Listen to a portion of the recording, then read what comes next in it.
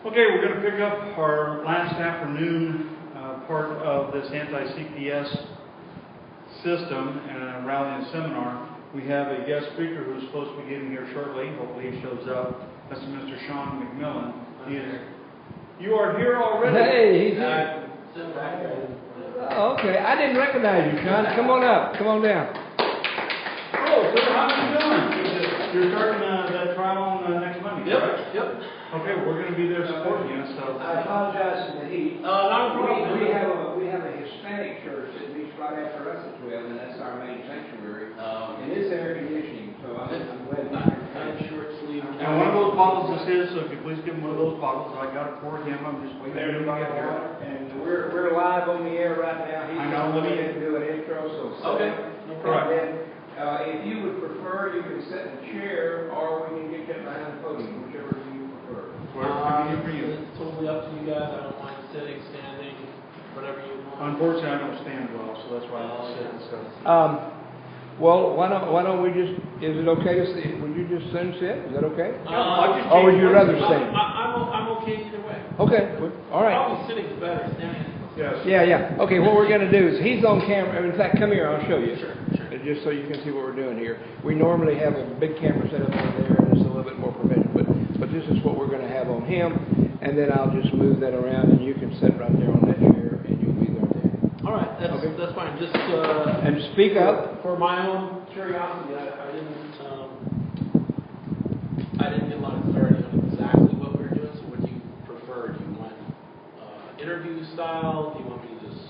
What we're looking for, what this seminar is about, is to give basic information to non-legal persons what their rights, rules, and remedies are in regards to CPS. Okay. What we've been working on for the last hour or so is how the Fourth Amendment under the 14th Amendment applies to CPS. They can't just knock at the door, demand to come in unless they have the warrant and all the things that go with it. Certainly one of the classic problems we have is they're really good at threatening you. Right. Well, we're going to take your kids if you don't let us in. Really? So, in your case where you won that very substantial lawsuit against Orange County, I assume that was some of the issues in the Orange County case. Why don't we do it this way? We're on the air right now, and we're going to go ahead and go, and I'm going to let him intro, and then you can just stay there, and I'll put the camera on you, and it'll be mostly you doing the speaking, but he can ask some questions. It's sort of a good idea, though. If we can, we could also do this interview style. Okay, that's fine. And then that way we can direct it to where we're going. Okay. This is the issue is I work a lot of different types of cases. The Orange County case was a 14th Amendment case, but there was not a warrant component involved in it. It was judicial deception. But then a lot of the other cases we work are warrant cases, and then many you have warrant and judicial deception interplay. So, whatever you want to do with that. I've been doing this since 2000. Okay, why don't we do this? Why don't we just scooch up there a little closer to him, and this is your camera. Okay, now that way I can get both of you on there, and I don't have to switch back and forth. Sure. And we just do an interview style, and if he gets, if there's something you want to say, just butt in. All right. It's just impromptu. Okay. Ladies and gentlemen, we are happy to announce that Mr. Sean McMillan, one of the lead attorneys in the state of California on CPS cases, is here with us today. I have known Mr. McMillan for quite some time. He and I have talked on various sundry occasions. He has a very important trial coming up against the County of Los Angeles in about a week and a half. Pastor Drake and I have already made our commitment to be there in support of his position. And by the way, in reference to not only support of that time, we want to talk to people. We operate on the basis here of what we call boots on the ground, prayer in the air. We're going to encourage people to we'll be boots on the ground at the courthouse with you. Other people say, well, hey, I can't take off work, I can't be there, but they can be prayer in the air. We'll have a prayer conference call line open. They're already praying for you. They will pray for you. And so we'll have boots on the ground at the courthouse, and we'll have prayer in the air all over the country, beginning in D.C. and coming all the way across and literally around the world. So with that in mind, we are in interview stage now, so go right ahead. One of the things that we have not been able to brief Mr. McMillan on because we've been so darn busy with it, but certainly he's going to learn about it a lot today, is the new organization that we have put together, which is the White Horse Family Rights Council Incorporated. You can go to our website at whitehorsefamilyrightscouncil.live. I'm going to bug Hitchhiker to give Mr. McMillan one of our handouts so we can take a look at that, see what's going on. The purpose of the White Horse Family Rights Council is to serve as an information point. So if somebody has a problem with CPS trying to take their child, if you have a problem with elder abuse or them wanting to take an elder out of your home, then you have some place that you can come and ask, what do I do, where do I go? And we're going to be able to make a referral to what we think will be the best way to solve that problem. Certainly all we can do is make the referral. It's the attorney that gets to decide when, where, or how he can take the case because workload and everything else that goes along with it. But by getting this contact point set up, we're hoping that we can get information to people on how to protect their rights. What we were talking about today at the request of a question that we got from our audience was, does the Fourth Amendment against unreasonable search and seizure apply to CPS confrontations at your home? And we learned the answer is yes.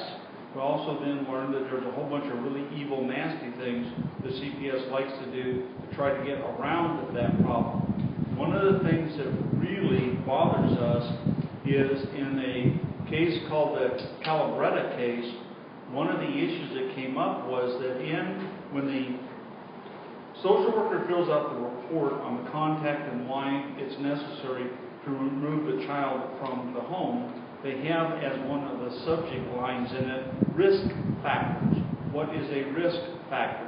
In other words, do you have substance abuse problems, parents using drugs or alcohol? Do you have other siblings that maybe are not nice to the child? Maybe the child has some mental or emotional distress, autism, ADHD, something like that causes a little more problem to the child.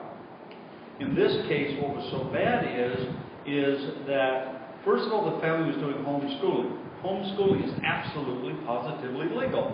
However, the problem with homeschooling is it denies the government money, because the government has a per diem system where they get paid on how many children are at the school during a particular day, and they get paid based on that. So certainly if you are in the homeschooling business, then the government thinks you're stealing money from them because they don't get the per diem pay. In this case, the investigation was to start as a result of a homeschooling of the children, and somehow or another that was the issue.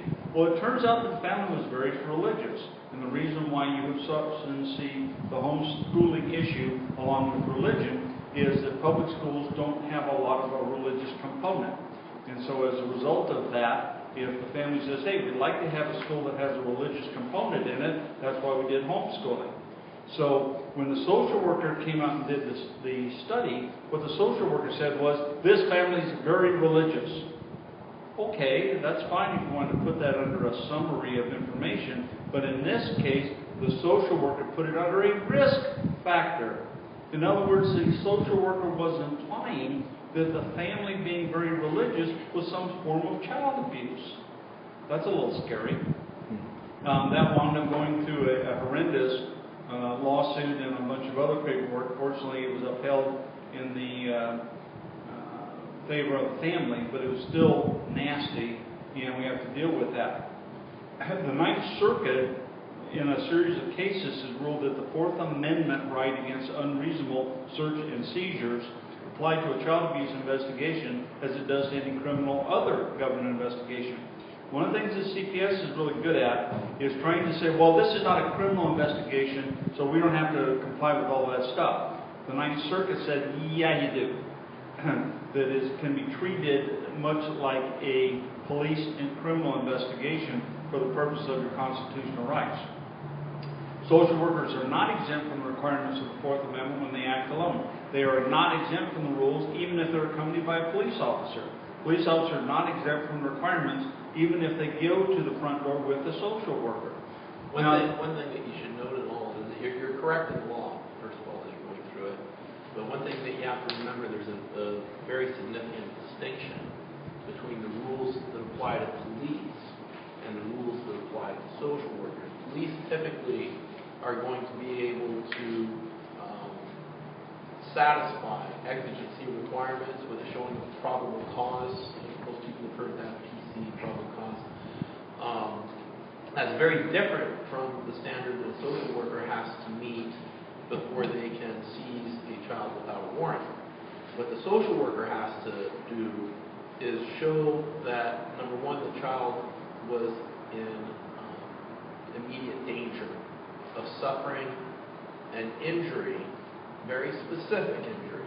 And the black letter law on that is that the social worker must have specific and articulable facts to show that the child was in immediate danger of suffering severe bodily injury or death in the time it would take to get a warrant. And in the Ninth Circuit, they sort of refined that a little bit, and they've winnowed down the time within which to get a warrant to about 2 hours. So they give the social workers a little bit more leeway than you would give police. You know, police can do a telephone warrant, it takes them 15 minutes, they can get a temporary protective order very quickly. Social workers take a little bit more time, they're not as advanced, they're not quite as sophisticated as the police have become. So it takes them a little bit more time, and the courts recognize that, and they give them about 2 hours. So if the social worker, thinks they need to seize a child from the parent, they have to have on hand, they have to see, it's like the axe is falling, and if I don't do something right now, that kid's head's coming off. It's got to be that emergent. Otherwise, they have to talk to a judge. Yeah, and by the way, in reference to that, you're talking about the police, quite often, one of the things we've begun to experience is the fact that the social worker typically would show up with a warrant or with a request. We find two things. Number one, they don't show up with a warrant. They just show up with, well, we want to do what's best for the child, but they don't have a warrant. And then even if they do have a warrant, now we're finding them quite often, because they know that there are some parents that you and other people have made aware of their rights, that they will say, no, where's your warrant? And so now they take police with them. Talk about that a little bit. Here's a caseworker, they show up, they say there's imminent danger, there may or may not be, but they've got police with guns with them. Right.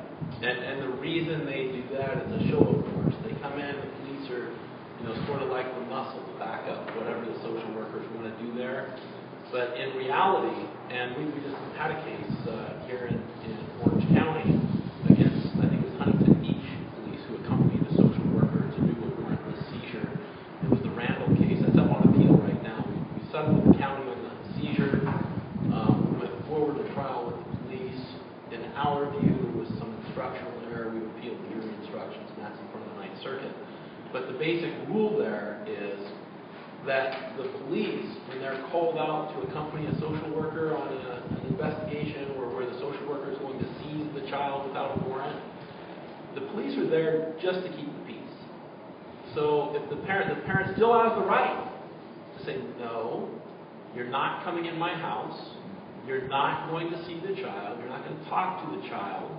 If the parent feels comfortable, presenting the child, step out of the home, close the door behind you. Because one thing that can happen, if the police are present, is there's a plain view doctrine. If the police come into the home and they're there just to keep the peace, no other purpose, if there's something laying around in plain view, maybe they see a bong in the corner or some clippings on the table, and even if you're a medical marijuana recommendation holder, so it's legal, they'll see that. And then they're thinking, and that gives them, because of the plain view doctrine, that gives them legal authority to go one step further. And then, it's the nose in the camel, or the camel's nose in the tent thing. Once they're in and they're stepping all over the place, you're in trouble. So generally speaking, what I tell parents when they call me is be polite, be civil. You don't get in their face and start making a big stink, because then things are going to go downhill fast. And right or wrong, you're going to lose your child anyway. Yeah. So be polite, be courteous, but you don't have to be in your home. And the best thing to do is step out, close the door, and then talk to them. And you don't want to talk to them much, because you got to remember, even those social workers, they're not there to arrest you. Anything that you say to them, anything, and they will be begging you to say things, and they'll lure you into saying things. But anything that you say, it can and will be used against you, and they are not required to disclose that to you. Yeah. Like police are when they arrest you. They say, Right. okay, they give your Miranda rights. Social workers, it doesn't apply. They don't have to do that. So anything you say, they'll twist it, they'll turn it upside down and make it look cruel. Yes, ma'am. Are they recording at that time? Most counties do not, at least in California, most counties do not. And that's an interesting question because in California is what's called a two-party state, meaning that if you want to record your conversation with somebody, they have to know about it and they have to agree, or at least know about it while you're recording them. Otherwise, it's a misdemeanor. It's not a felony. It's a misdemeanor. And what happens is if you're doing that, in the criminal context, normally if you're illegally recording something, recording without a warrant, for example, that would be potentially inadmissible in court. It's not clear yet. It hasn't been resolved by the appellate courts. In the civil context, like later when you're suing a social worker for lying or doing something and you've got it recorded, it's not clear yet whether or not that recording gets to come into evidence. That hasn't been resolved by the appellate court. But there is a Attorney General opinion letter from the Justice Department that basically says that it's appropriate to record a public officer in the disposition of their official duties. So that would be a potential defense if they were to come after you for recording them, or if you're trying to get that recording into evidence in court, then that may be an argument to get it in. But And what we do that covers that is that we also teach the alert shooting courses. And we also talk about if cops show up because of a complaint of you having a firearm, or they want to interview you after a shooting, then our position is not compromisable. It's going to be recorded. If it's not going to be recorded, then they say, guess what? I'll set up a meeting with either the church or my attorney, and you all can come and look at the child, and you can do what you want to do, but that's going to be recorded because it's either in the attorney's office or it's at clergy. One of the things that's very interesting about this is how much power the church has over CPS issues. And the big issue that you see we talked about earlier is if you believe in prayer, and there are some religious denominations that think prayer is your treatment for other medical issues, then so long as it doesn't put the child at immediate risk, prayer is acceptable, and it requires a licensed minister to say, yes, this is our tenants, this is what they're doing. Defense CPS. As to the recording, if it's in public, it can be recorded. So guess what? If they're on your front porch, that's in the public. Now, if they come into your house, tell them, hey, everything in my house is being recorded. So when you step across the door, you're consenting to being recorded. They won't like that. They'll hate it. But can you surreptitiously record them? Probably not. You can't do it in secret. Now, I do disagree with him a little bit because what I do is slightly sneaky, but that only because I'm a sneaky person. I think that you can hang the tape recorder around your neck and record it, and they see that you're recording it, and I don't have to advise them because they see the tape recording. Now, they may ask me to shut it off, in which case I'm going to say, great, then the interview's over. So you guys get to choose. You want to interview me, it's going to be recorded. Not going to record it, ain't going to be an interview, you can come talk to my attorney. And just so we're clear, the case law supports that. If it's obvious to whoever the person participating in the conversation is, it's obvious they're being recorded, like there's a camera or whatever, or hanging a tape recorder around your neck or on the kitchen counter. We have clients that do that. They say, okay, come on in, here's a tape recorder, what do you have to say? That's okay. That's not going to get you in any trouble. The social worker may terminate the interview and then in their report to the court say that you were uncooperative in your interview process, which of course is a lie, and then you'll have to go in and argue that. But the thing that most frequently comes up in my practice is people will ask, I have these interviews, can I just have my recorder in my pocket and just record it? That's the surreptitious interview. That's a misdemeanor. Again, I've never seen anybody. I just had a case in San Bernardino where the client recorded every conversation. And when they found out about it during a deposition, so I was just asking questions off the transcript of that recorded conversation. The county didn't go after him for anything.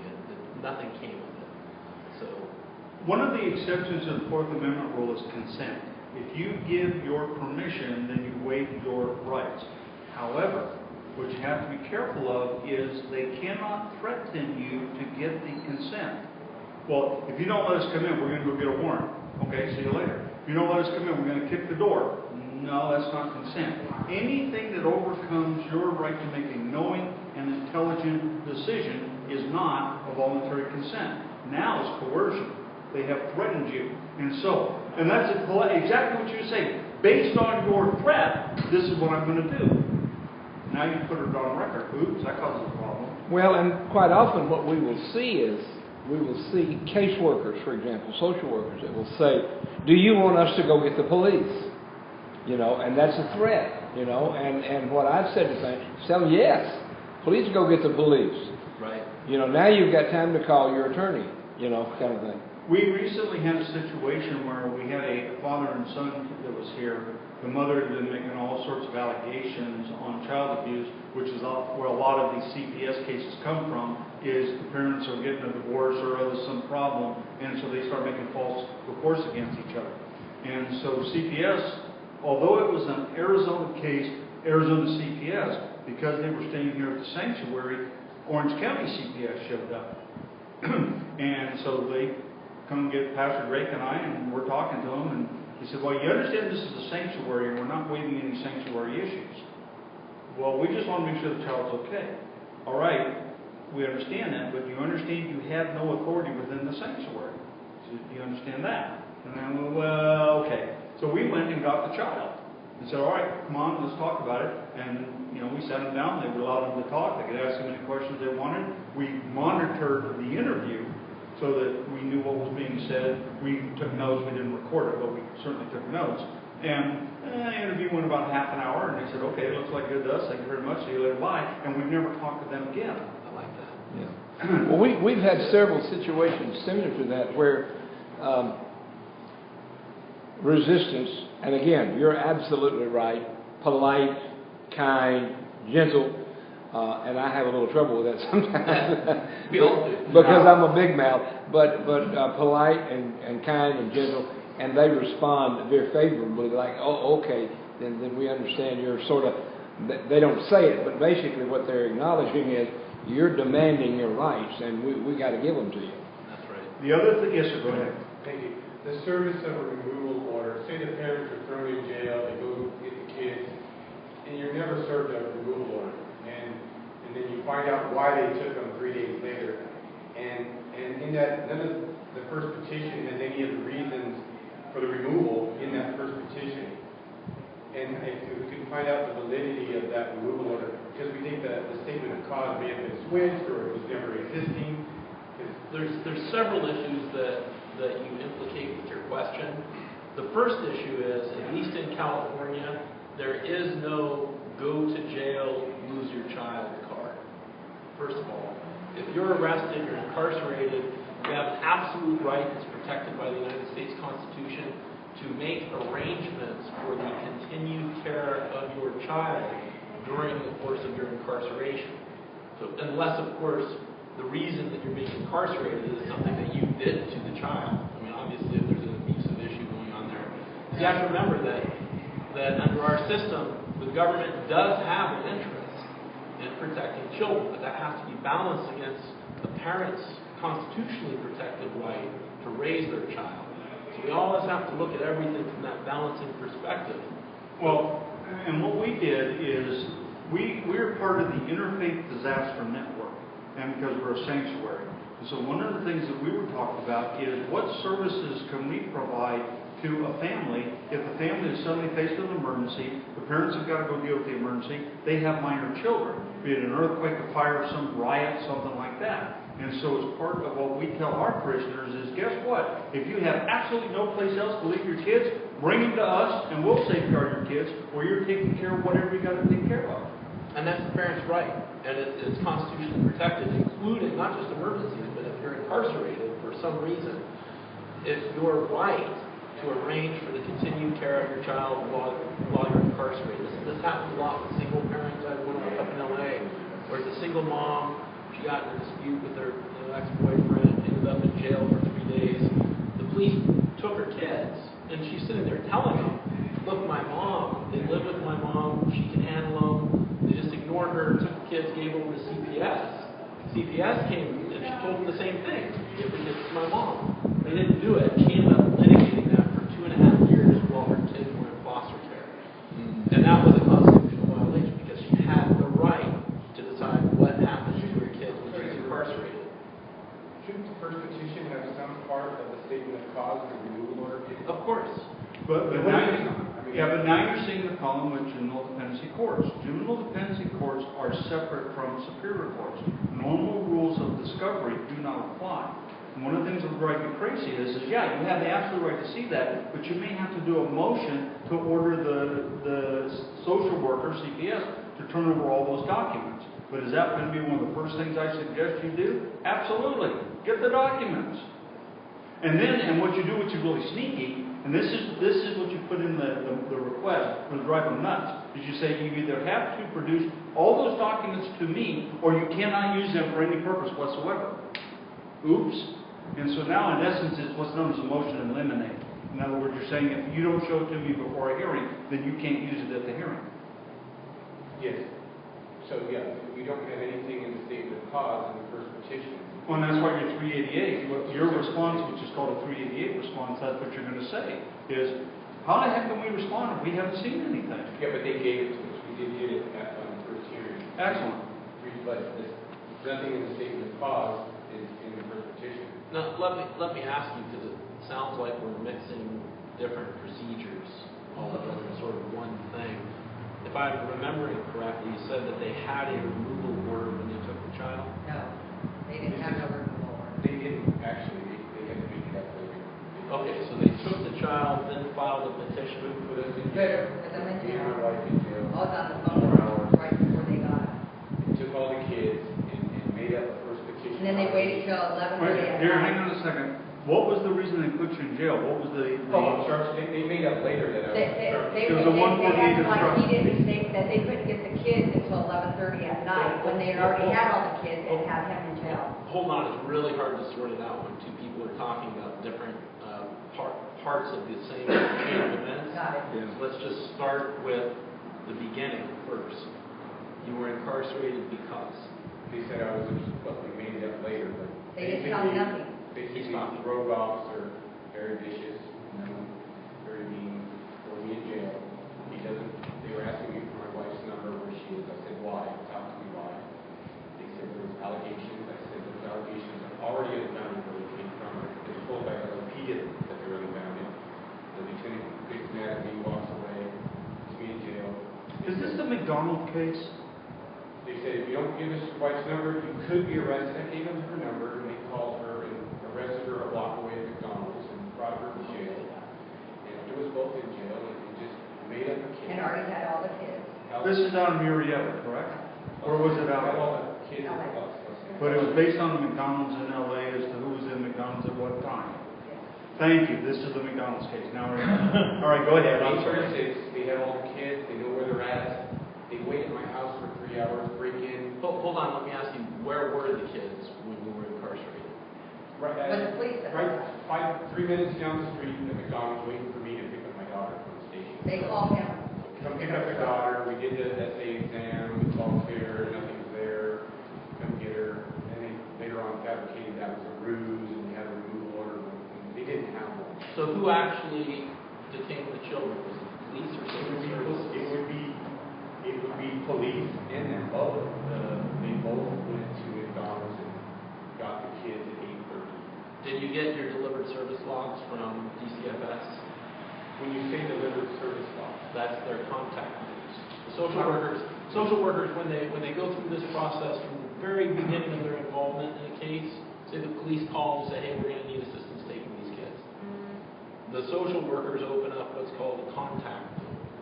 And every single thing they do in a case is required by law and it's required by policy, especially in Los Angeles County. They've been sued over this a bunch of times. They have a lot of training and policy on this issue.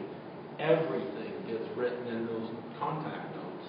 If it's not in the notes, the rule is, if it's not in the notes, it didn't happen. Okay? So if you get those contact notes in your discovery, you should see very clearly the course of events that led to social services involvement and the steps they went through to remove the children. Oftentimes what we'll see when we start reviewing their contact notes, they didn't go through any appropriate steps. They just went out there and took They kids. changed the whole thing to protect law enforcement. We have a removal order at the beginning, and that's what they did. Well, hold on. When you say a removal order, if they got a removal order before they detained the children, then you do not have a Fourth Amendment or 14th Amendment removal claim. A removal order is what they call a warrant in Los Angeles County. That's their claim. We have an officer on the stand stating exactly what he was communicating to me about. Not that he's executing the removal order, that he's talking about allegations that were already unfounded, and LAPD told me they were unfounded. It's probably the worst one. He's on the stand testifying that, but another cop is testifying that he had a removal order over here with his social worker. Okay. And they said, we don't need to see a removal order. We don't need to serve it. All we need to do is see it. And Well, you have a right to see the order before you take it. And the declaration is supported. the social worker, they have two social workers involved. One came to myself. Okay, what's the status of the litigation right now? When you say the officer was on the stand in what? They Was he didn't allow testifying? him It's a day of investigation, 148A. He wasn't allowed to put any of his evidence Well, on. wait. Where was the officer testifying? What proceeding? A misdemeanor 148A. Okay, so this was not in the juvenile dependency court. So the social worker involved, we have a systematic pattern. The social worker's dirty, he's taking kids. They can't put him on the stand. They know they can't put him on the stand. They get another social worker to lie for them. So that's what they did in my case. They brought another social worker in, put her on the stand in a misdemeanor. What time we got McDonald's to get the kids? 12 o'clock midnight. We had phone records that proved that final communication with the babysitter and all the kids was at 8:46. But this was a desperate attempt by the district attorney to show. What's the status of that trial? To show a delay in the investigation. What's the status of the trial? Yeah, first adoption.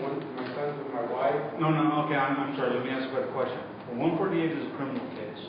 A jury of your peers, or if you decide to go in front of the judge alone, has to find you guilty or not guilty.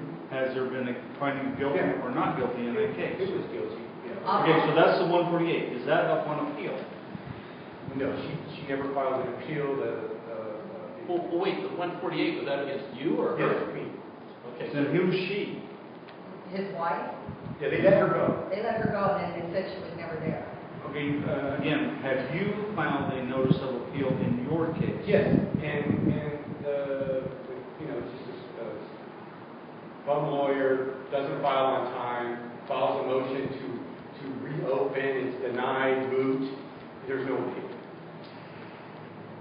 That's exactly what Well, happened. as you can see, folks, from this, this thing gets so convolutedly complicated. This has been and the worst complex. case I've ever seen, and I was on the phone with him before he got arrested.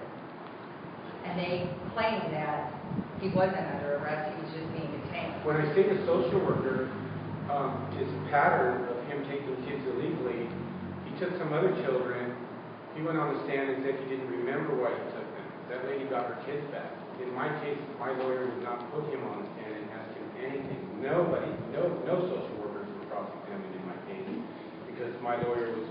I was in the court and they were trying to drag him off into a room off to the side, and he was scared, and I was trying to say, officer, please, please. That's the problem with a lot of these cases. We get somewhere between 150 and 200 calls a week from parents that are sort of being run through this grinder, and most of them we reject the case. It's not because they don't have merit. It's because we're only 4 attorneys down there, and they do a competent job. And you're hearing here what sounds like the attorney might not have done the most competent job of defending his client, but I'm not going to make that judgment because I don't know all the circumstances, just what you're telling me. But that's very common, and the reason that we don't take hundreds and hundreds of cases is because we're only 4 attorneys, every one of these cases. You can hear how complex factually and legally these cases are. And you have to be able to devote a lot of time and energy into sort of unwinding and sorting out what the relevant key factors are. And a lot of the parents, when you first come across a parent, I have children of my own, and I can't imagine what that must be like to have your children taken. And when parents come to me, they can't think straight. They really can't. And it takes a lot of time and a lot of energy to work with them to sort of tease out the important information and the sequencing of events. And sequencing of events is critical in these cases. Amen. And then the law that comes into play depending on the sequencing of those events, that's complex too. And that's why we have 4 attorneys. We only take 16 cases at any one time. That is our entire caseload.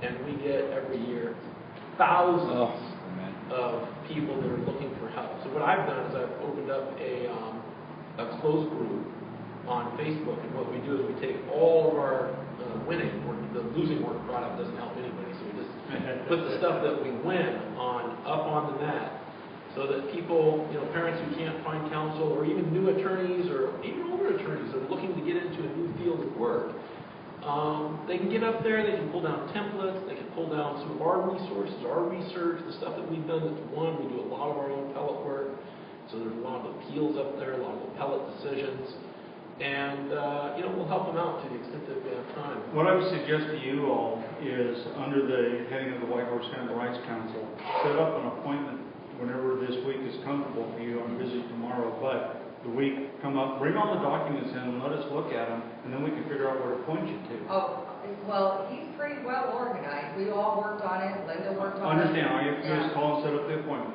but it'll probably be like Wednesday or Thursday. And little did they realize that the ex-wife of that corrupt police officer, the sergeant, reached out to me. She was going through a divorce and said she knew he lied.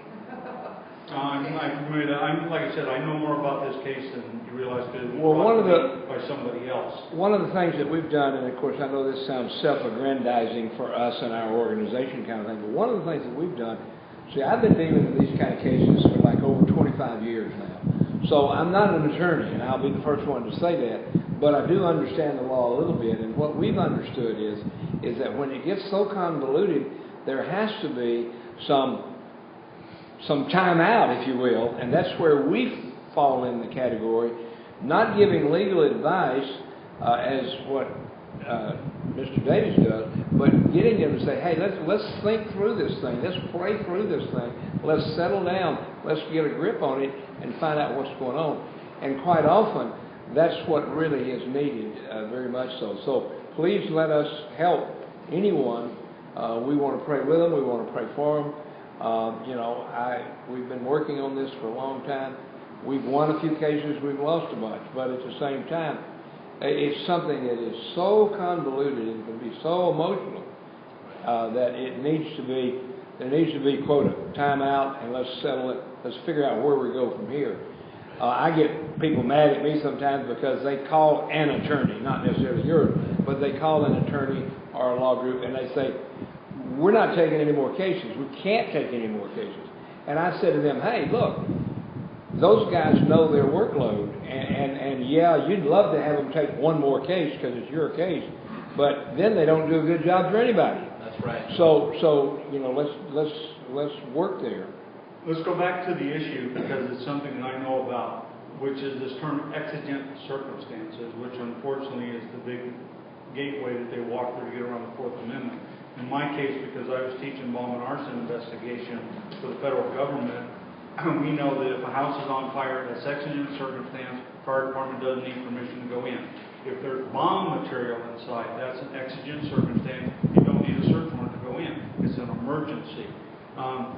When they try to use the term exigent circumstances in these CPS cases, what do you think is an exigent circumstance that they could say to get around this, have to have a writing requirement? That question goes right at the heart of maybe 95% of our cases, and what social workers and county governments view as exigency is not in line with what the Ninth Circuit and even the Supreme Court in this sort of situation views as exigency. I talked a little bit earlier about how in situations where a social worker is going to seize a child, it's a different standard.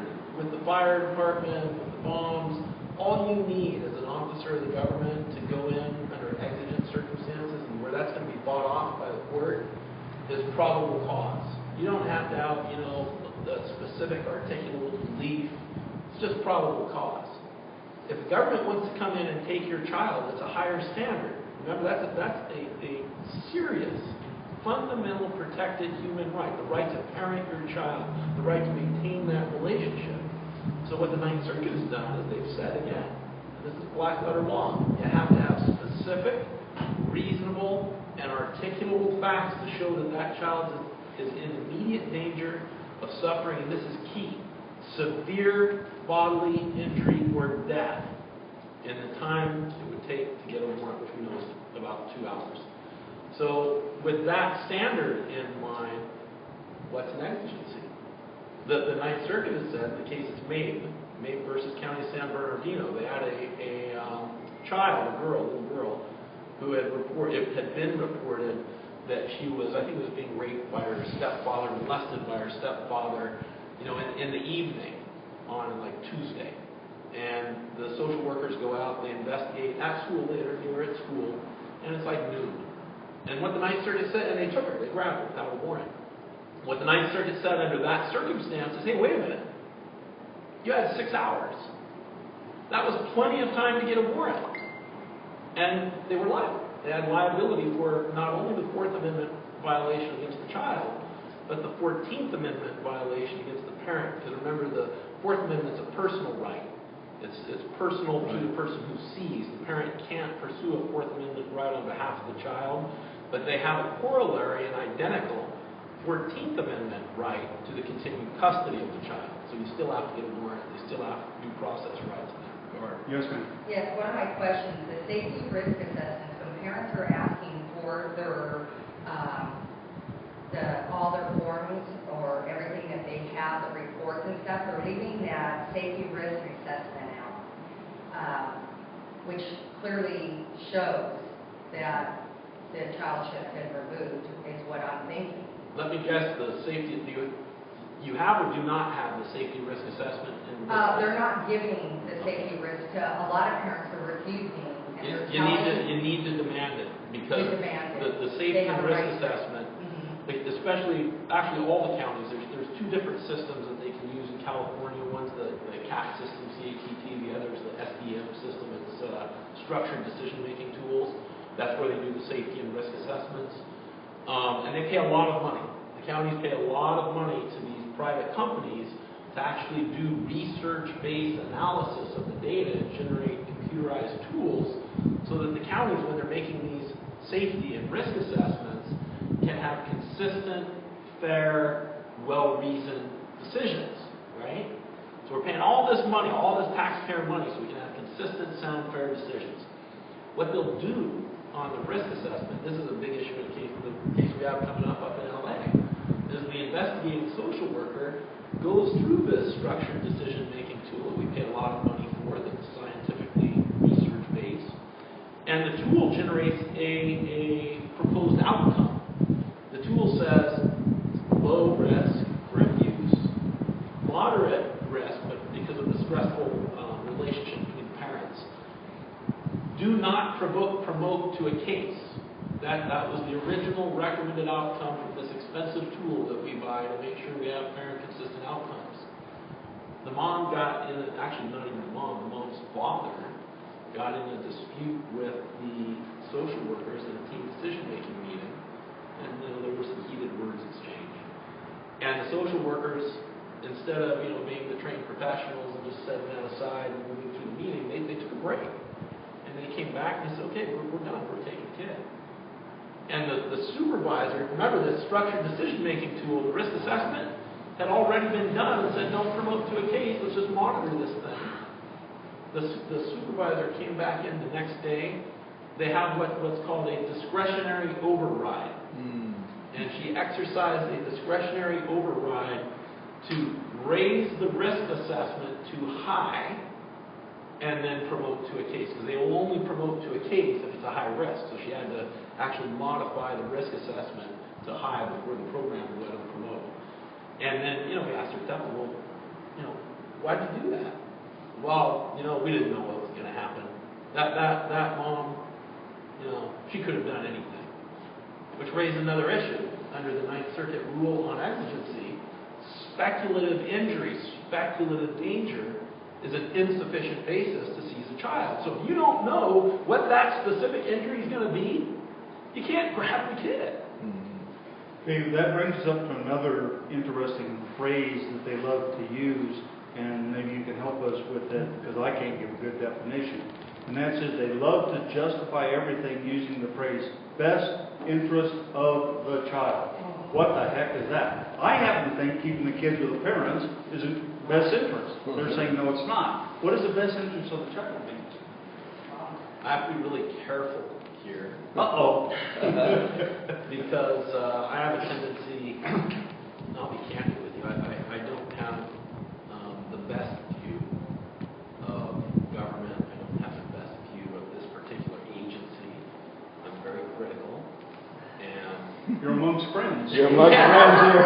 Yeah, you're preaching to the choir in the church, dude. Here's the problem that I have. As a licensed practicing attorney in California, I am prohibited, ethically prohibited, from going out and publicly disparaging or talking negatively about courts or particular judges or anything like that. I'm not going to do that. And that's why I have to be very careful here, because that catchphrase, the best interest of the child, that's, in my view only, that is just a politically correct sounding catchphrase that they use to make it all seem okay.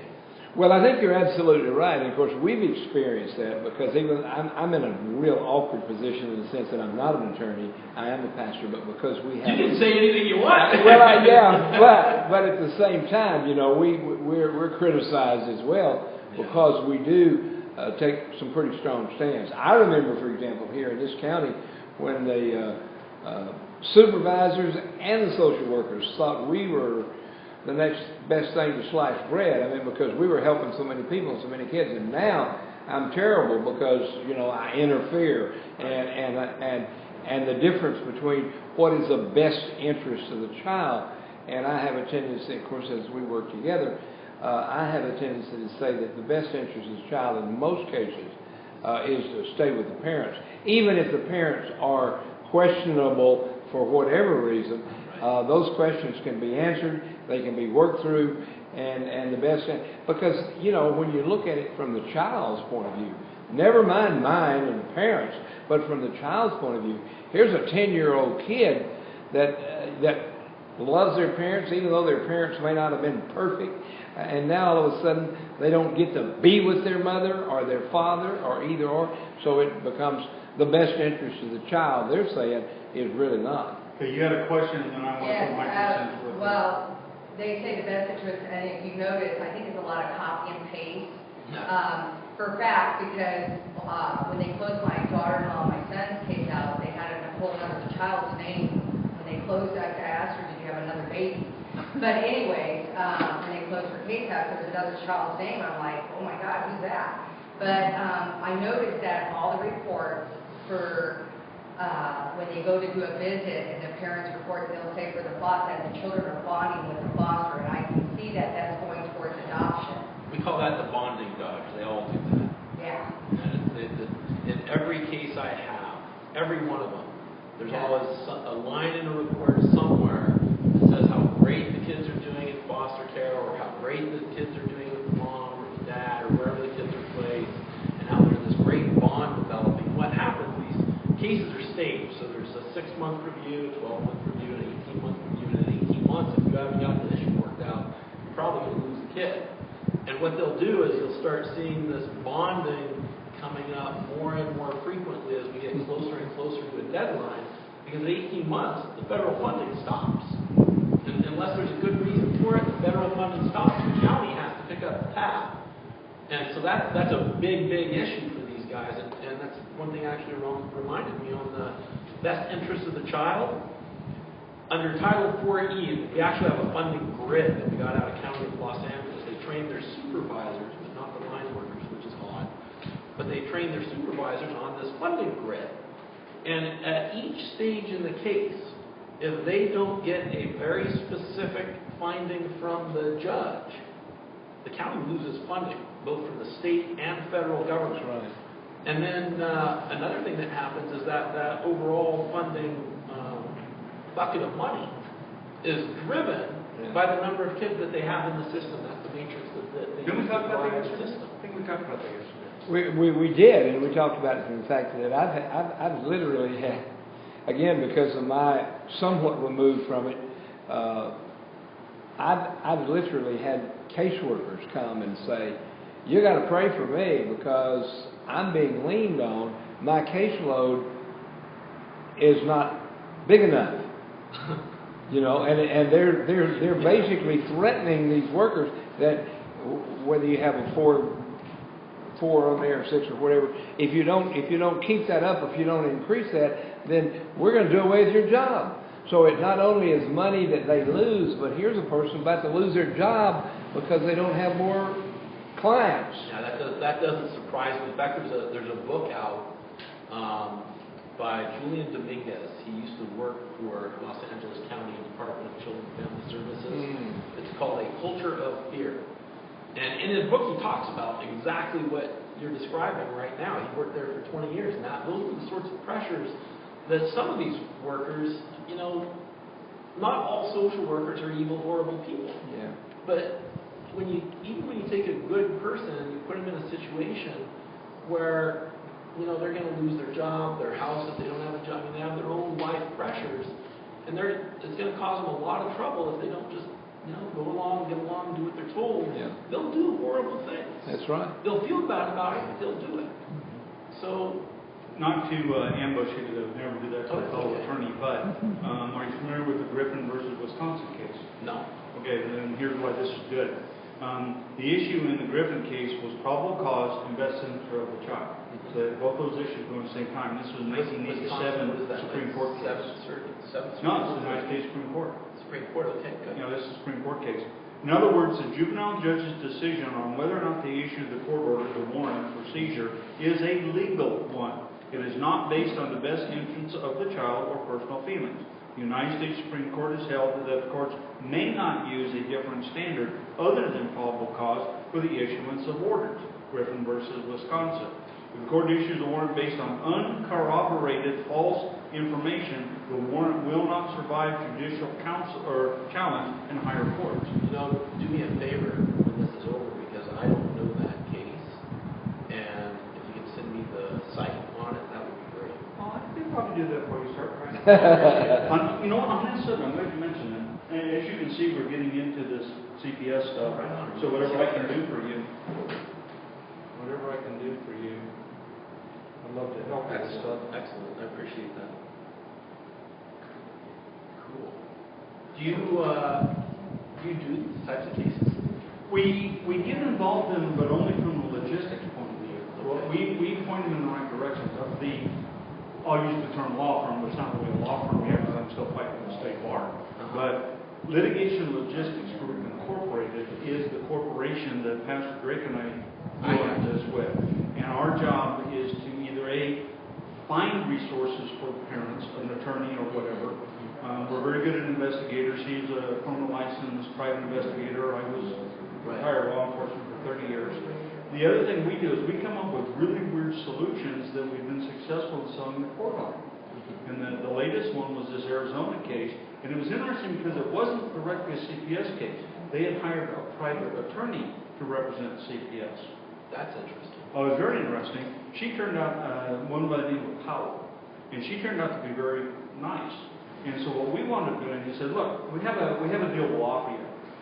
The Father and Son are staying here at the sanctuary. We will monitor them. We will file weekly reports for you to make sure that they meet all of the standards.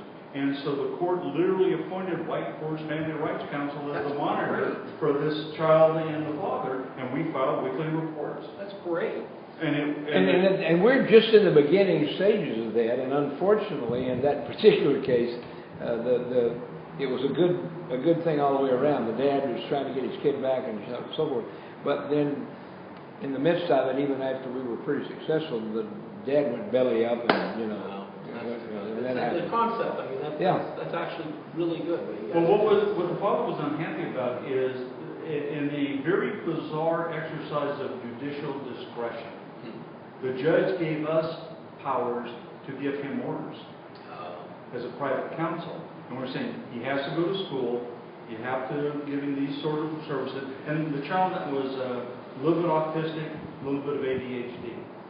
And so as a result of that, the court said, this is what we need you to do, and that was our job. Make sure he went to school, make sure he came home, make sure he did all of that. And because we had the authority of the court to tell the dad, you got to do this, you got to do this, you got to do this. Well, this sounds like a really good program. Do you guys have a Facebook page and all that stuff? We don't have. We have a website that does it. What I'll do is I will give you, in addition to this case that you want, I'll give you the proposal we gave to the court that the court then approved. And we're the new kids on the block. We've just started. We've just got a web page up, and we're calling it White Horse. And of course, that's the biblical emphasis. Right. But White Horse, family rights, and we're even though we're working very heavily into CPS cases, we're also working on, because one of the things we get here quite often is adult protective situation, where someone is taken out of the family, and it's not because they're a child. They're 50 years old, but they can't take care of themselves and the family. So we're doing that as well as trying to find the best way we can to refer. I mean, and I'm sure the people that answer your phone in your office probably know my name pretty well, because I tell people, tell them Pastor Wiley Drake told you to call. That didn't get you anything, but tell them I told you to call, because we refer a lot of people to you guys.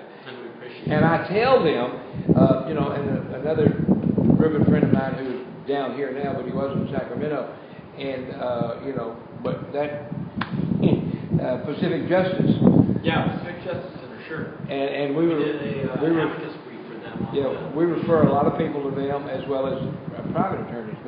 But what we're trying to do is we're trying to see if we can't be sort of the negotiator, the go-between, and litigation logistics. Not that we're going to take a case, but that we're going to send them to you, or we're going to send them to your people, or to the guys that in Sacramento or wherever we send them to. Right. And so that's what we're trying to do, and that's what the Family Rights Council is all about. Right. Well, you guys it sounds to me like you guys are doing good work, and you're starting to really this White Horse Family Rights Council. That's a good project. Yeah, I think it's in its infancy, and but we've already seen a lot.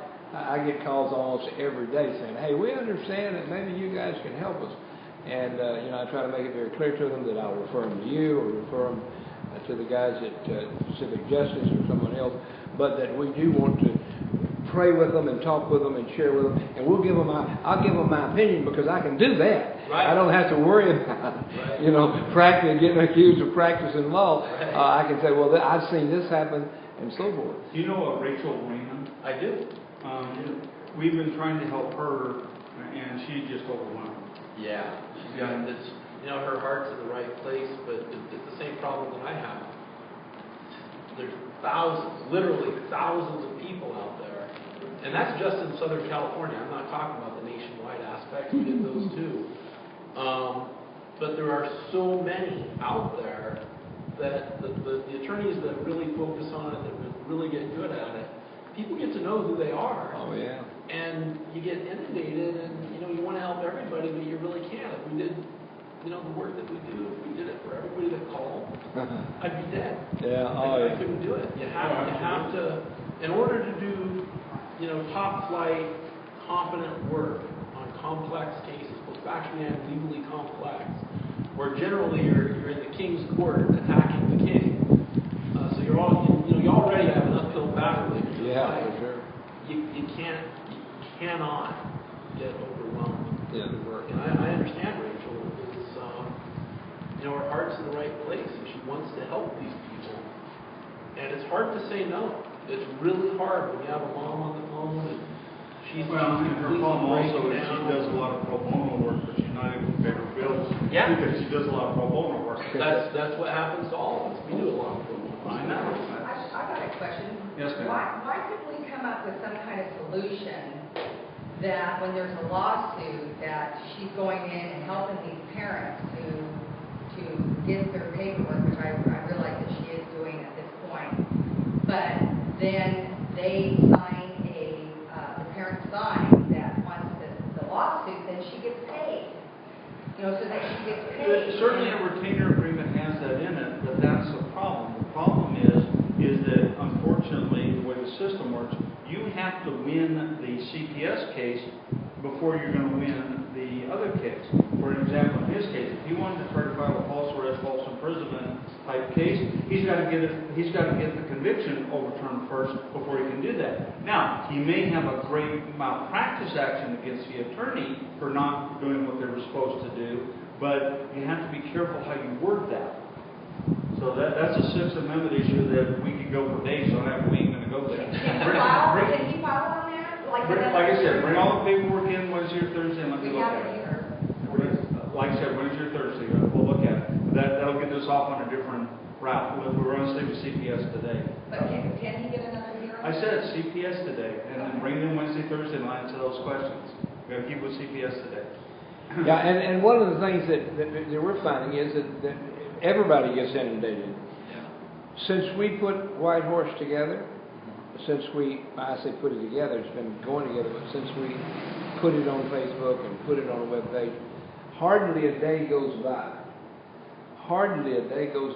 Saturday and Sunday even, that I don't get at least one or two calls saying, hey, we've been through the system, we got shafted, they've got the most terrible story. And they say, you're not going to believe our story. And I said, look, let me tell you, I'm not trying to make light of your story, but if you tell me your story, I can say, yeah, I know of about 15 others just like that. The names change, but it's the same thing. But everybody thinks their case is, this is only happening to us. And that's one of the things that we're trying to bring across to people is, that's why there is something we can do when these guys can't. And that is, we can pray. We can bring in a power. And I'm not afraid to go to a courtroom. I've been kicked out of more courtrooms than most people in Orange County and LA County. I've been arrested several times in the courtroom by the judges because I wouldn't leave the courtroom. And I'm continually willing to do that. And so that's why we're doing what we're doing. We're trying to help people before they can get help, because sometimes the legal help is a slow process. Well, there's 2 points I'd like to add on to that. One is that, first of all, with respect to I can tell you 15 stories that are exactly like yours. Yeah. What we're doing, actually in all of our cases that we filed against various counties, we're going against the state of Arizona right now. It's a little bit different because it's not a county government, so we don't have the same legal vehicle to force the change on the state. We sort of do it a little bit differently. But with respect to the counties, we do what's called a Bonell claim. And what that is the same rules that apply to individual government actors also apply to the county if the county's conduct or failure to act is the root cause of whatever it is the social worker did. For example, that sounds a little bit complex, right? So, for example, if the county knows you have to get a warrant, and this is a classic example. The county knows that you have to get a warrant to see the child. They've known this since Wallace back in 2000. But between 2000 and, for Orange County, 2010 March, they didn't do anything. They didn't make a policy. They didn't train anybody. They didn't let their social workers know that you have to have specific and articulable evidence. None of that. So the social workers were just left out on their own to pick kids, out of the crowd without any restraints at all. So that's a training and policy problem in the county, and that's what we hit them on the Fogarty case. We said, hey, look, their social workers are out there lying to the courts. 50% of the cases, parents complain. I'd say more. I'd say that. Well, this is their testimony. Is 50% of the cases that I carry as a social worker, the parents complain that I lied about them in court. And those complaints go up to the county. Well, what does the county do to, number one, investigate to make sure that didn't really happen, and number two, to train their workers to be professionals, to not do those sort of things, and when they're accused, to react in a professional way. They did absolutely nothing. And you can listen to the oral argument. This came up, an oral argument on the county's appeal. I've got it posted on YouTube, the entire thing. And, you know, I just threw a few ideas out there. The judges ran with it on their own, and they start debating the issue right there in front of you. This is great. This entire issue of Children and Family Services lying to the courts and the things they do was a Ninth Circuit decision of Wallace versus Spencer. And it was there that the Ninth Circuit said, guess what, about everything they do is a lie. I mean, they were devastating to the CPS. Unfortunately, welcome to federal court versus the law. But what they said was, in that case is, your internal regulations, state statutes, do not override the 14th and 4th Amendment. So you can't say, well, we're following our rules. Sorry, your rules don't comply with the Constitution. With the law. And that's what we're facing in Arizona right now. Yes, sir. Thank you. Is the removal order valid if it's never served? Don't understand the question. You know, police officers, CPS goes to the police officers, it goes to a watch commander, ranking officer that executes these things, and they never serve it to you, they never give it to you, you don't find it, you don't know why they took the kids until 3 days later. Also, the removal order was signed 4 days prior to the removal, and the bottom line of the removal So there was order, a removal order. that's what they're saying, but it's made up. The bottom line is that the reason for the removal order is assessment, a family assessment. Nothing to do with imminent danger. Oh, okay. See, that's why it's very, very essential. It's critical, in fact, that you use very specific language and very specific timing, because in the County of Los Angeles and most counties, there's several different types of warrants. Each different type of warrant permits the county. They get an order from a judge to do something different. And some of them, they may just use what they call a removal order, but there's little check boxes that says you can interview the child, you can medically examine the child, or you can detain the child. They're very specific. And although you may have a warrant, you have to look at what that warrant allows. If your warrant, for example, only allowed a forensic interview, then that's all they're allowed to do, unless during the interview they turn up something that creates on its own an exigency. Then they can go back and do more. So you have to be very careful when you're talking about a warrant, a removal order, what it says, when it came about. What I'm talking about is a social worker signing it 4 days prior and then to the judge signing it. I think they have like 10 days to execute it and return to the judge. Sure. Once you say after it's signed. Yeah. After it's signed by a judge, they have 10 days to execute it. No, we have a signing under perjury 4 days prior to the judge signing. I don't think, if I had that case and the county was raising, or we were raising that as a defense to the county's claim that they got a warrant, I think the judge would blow us out on it. They'd say, no, it doesn't matter when they signed it, as long as they got it filed, the judge executed it. Because you're no longer looking at an exigency if the judge has taken his time to review the facts and issue a warrant. Exigency is only immediate danger. Sure. In fact, what you're telling me, it sounds like if the social worker really did submit an affidavit and go through the process to get a warrant, they actually followed the law. They did what they were supposed to do. It's supposed to be up to date to the day of the judge signing it. No. It can't be. It has to be accurate to the Certainly has to be accurate, but it can be accurate as to past events. Yeah. If you're saying that they had to sign it 10 minutes before they served it on you, No, that's incorrect. No, if that was the case, then every police report I ever wrote was bad because I was writing about a crime that happened prior. But no, it doesn't. They merely have to be able to cite specific facts. If on Wednesday you spanked the child and it left welts and the child was in pain and they didn't get the order done until a week later, that's still a valid order. So long as what they said was true. Our guardian of the oath representative had a question. Yes, sir. I have had an experience when I was living in a mobile home park that I had where my home was located. One of my neighbors across the way, who I knew very well, had 2 kids. One night, the kids were playing and running around. The youngest one ran into one of the dining room chair tables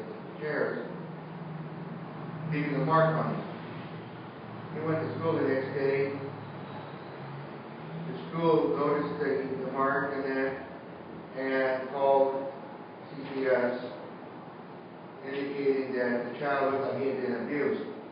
Now, he didn't bother to check with the kid, nor did they talk to anybody else.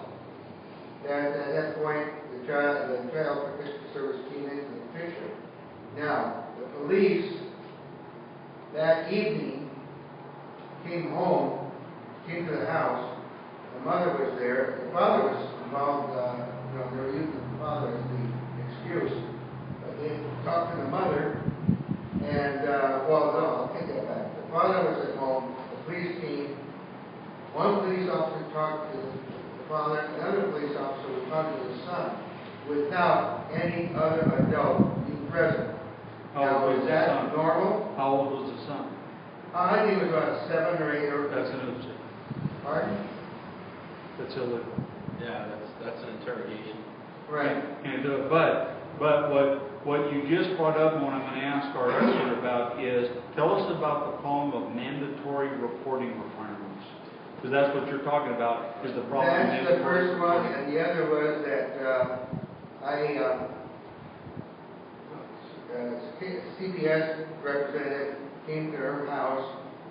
I asked her if they do come there to call me, as I could be a witness, send them. I went in with 2 tape recorders, one in my hand, one in my pocket. They didn't see. He told me to leave the other one I had in my hand outside. I could not record. Unfortunately, we just talked about that issue, and that's an oopsie. Okay. Anyway, Don't but I sat there with it, and I'm bilingual, and she spoke Spanish. And they had an interpreter on the phone talking to her, and translating for her to the representative, the CP. Anyhow, that went through the process, and they decided they were going to take it to the next level, which was a meeting. We had 8 people, including myself and my wife, there on behalf of the family. As we say in the vernacular, what's the question? The question is, when they do this kind of thing, now apparently we stood up on behalf of the family and the kid. The moderator listened to us, and he looked nervous because we were pretty much backing the family as to their ability to care for the kids. That we were aware of the situation that was presented, but they also presented the fact that these family doesn't do that kind of thing, and I could attest that too, because they were across the street. What's the question? What The do you question need to is, ask her? they still went ahead with the idea of taking these kids away. They went to court, and what the father told me about what took place at the court was he was given certain ultimatums, and if he didn't follow that ultimatum or agree to that ultimatum, he would never see the kids again. And only one of the kids was the one that had the marking on the injury. So my question is they're using that now as a basis, or they did then, as a basis of returning the kids to the family, or they would go on and see that the kids are removed. Where's the dad's attorney? There was no dad. Well, the dad's attorney was the one signed by the courts. Okay, then let me address that issue, because this is a major issue. He's retained counsel, he's private counsel, the rules on him are pretty clear. Appointed counsel, a lot of people don't realize, is you are the attorney's boss. Even if they're appointed counsel, they still have to meet the fiduciary trust duties of an attorney. And if they are not fulfilling your orders, not requests, orders, so long as you're not asking them to do something illegal, you've got to be truthful. But then guess what? You get to fire them and hire somebody else, because they have a duty to follow your orders. Okay. But you have to take action. That's fine, but if the man has no knowledge, I mean, he's Hispanic, He has not gone through any legal processes there. He doesn't know what his rights are. Really, in this situation, the way it turned out, he really was totally... Why do you think we're doing this class? Well, Why do you think we're trying to get Well, to it? you know, I can actually address Oh, by all means, what please. he's talking about right now, and it's a common problem. And in fact, we just lost one of these cases. It's a tragic situation. It's very similar to what he just talked about. How the parent had no idea what she's 16 years old. A 16-year-old mother, you know, and the circumstances of how she got there, that, you know, we don't approve of 16-year-olds going out and getting pregnant and having kids. Just as a society, it's not a good thing. That must not be from Arkansas. But it doesn't really matter because she has rights. Correct. And the same fundamental rights that apply to adults apply to children and children who are parents. And what happened to her is just a tragic situation. She had court-appointed counsel, and in our view, again, it's just an opinion, all the way through the process, she got assigned 3 or 4 different attorneys. They were all completely incompetent. It's what we call public pretenders. It's worse than that. There are public defenders, and a lot of the public defenders, they're in it for the right reasons. Yeah. They're out there and they're doing a tough job, and some of them are very good. I've come across some that now they're in private practice. I saw their work when they were, you know, a public employee, and their hearts were in it. They were very good. So I know that people beat up on public pretenders, but you got to remember that everybody starts out with their heart in the right place. Are you talking about in the dependency court? Yes. Hold on. Let me get to the point of this. Is that this girl, her attorneys failed her in every possible way that an attorney can fail their client, and we went after her. She lost her child. His newborn got to speak with her mom. Police came, took the child, instead of giving it back to her, she's the mother, she had the right, said, you're not old enough to have a kid. So they took the kid, gave it to CPS, and they went down the road. But in that process, she was assigned counsel, and they failed. We sued the attorneys, and we sued the county. And what the court said, the trial court, on a summary judgment motion, is, well, you know, the attorneys may have been incompetent. That's possible. But she didn't raise that, and the appointed attorneys didn't raise that in the dependency case. It's called ineffective assistance of counsel, because the appointed attorneys in the dependency case didn't call out their predecessors' ineffective assistance of counsel, and the judge ultimately made a decision based on their malpractice. She couldn't challenge it. And then on appeal, you know, I got a hold of her appellate attorney. When she called me, this was still going on.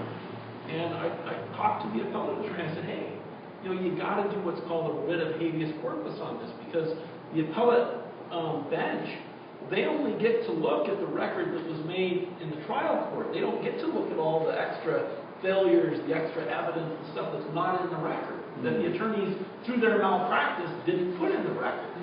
So the appellate court, she doesn't do it, first of all. She says, no, we're not going to spend time on that. So what she does is, on the face of her appeal, she raises the ineffective assistance claim.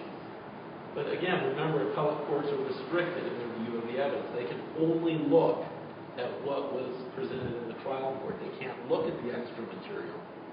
So the appellate court, and I monitored the case. I went to the oral argument.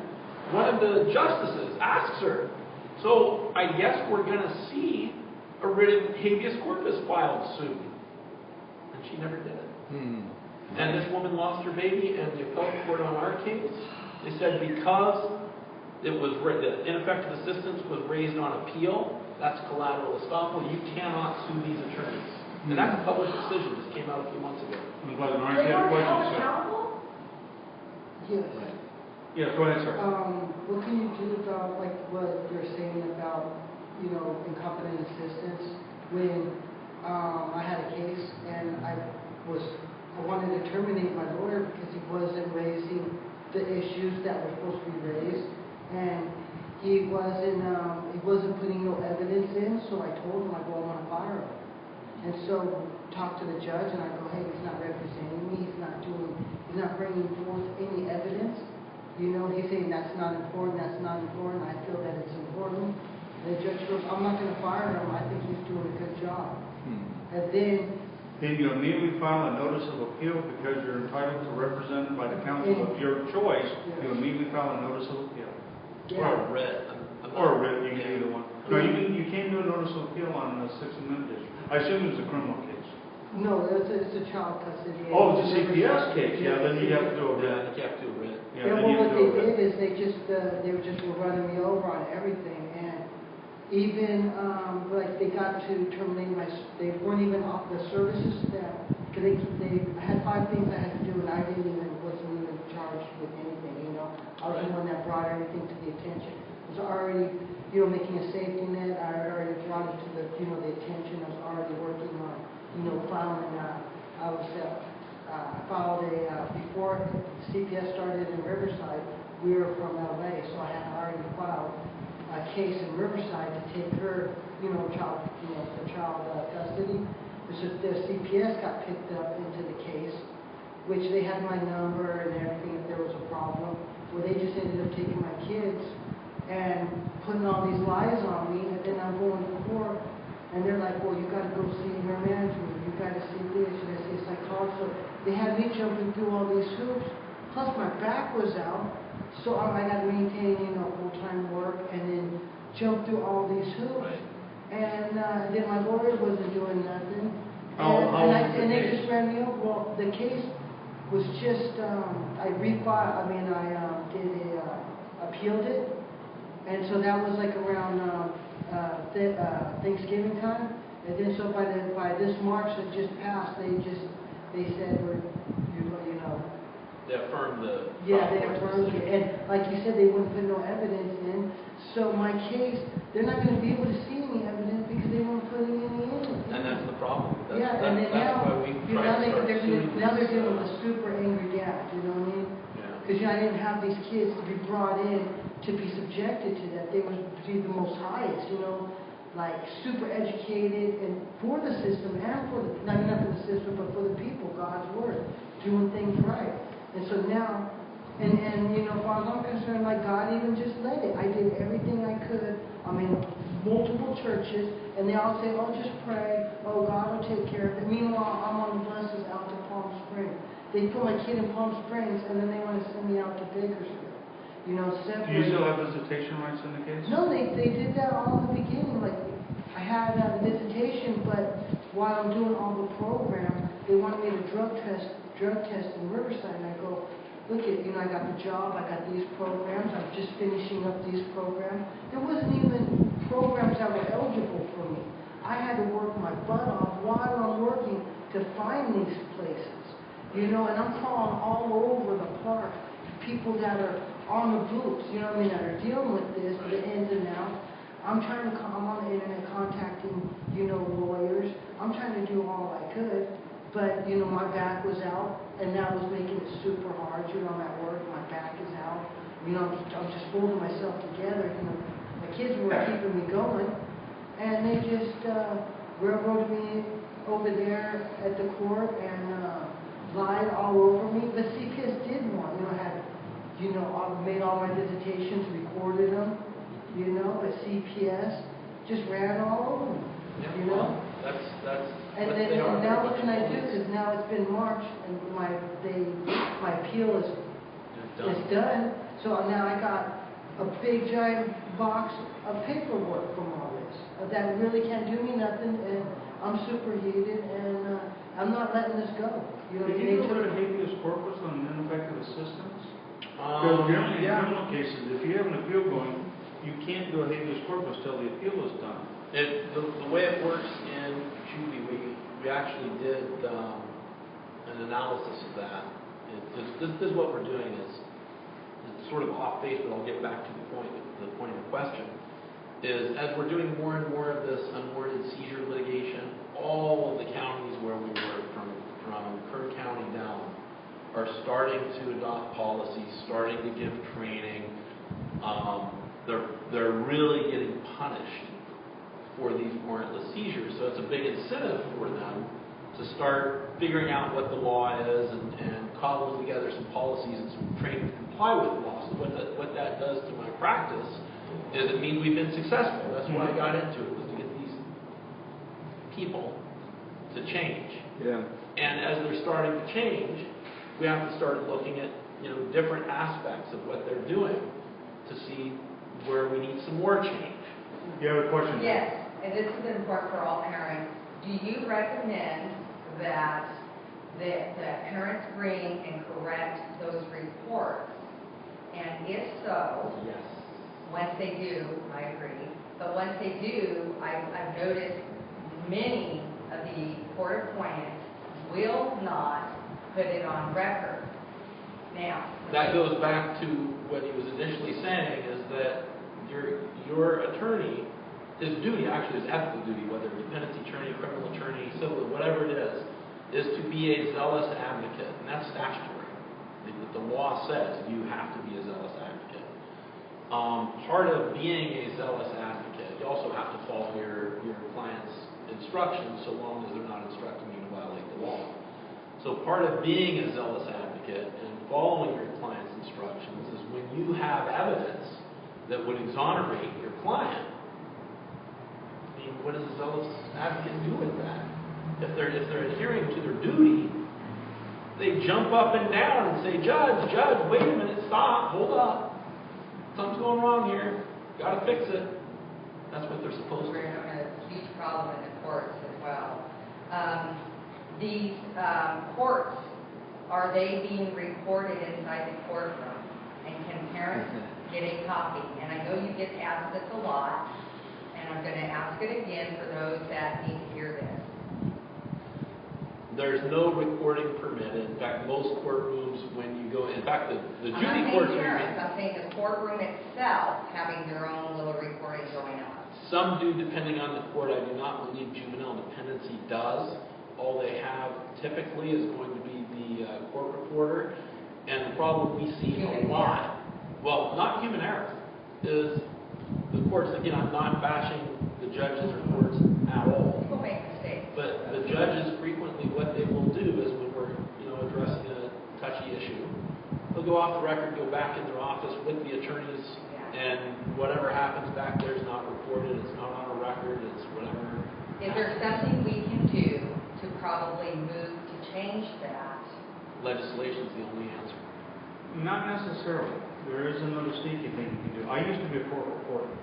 Okay, so I was a certified court reporter way back when I had hair. And because I was not the best stenographer in the world, I recorded everything. And then when I had to type out the transcript, I would use my recording to do it, and then the recording would mysteriously disappear because I now had a transcript. Okay?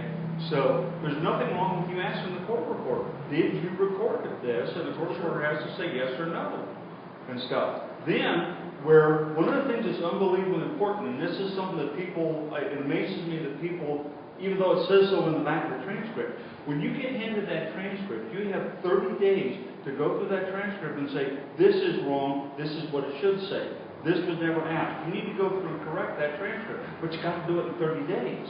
And if you don't get it done within 30 days, the transcript becomes the official record, and you're screwed.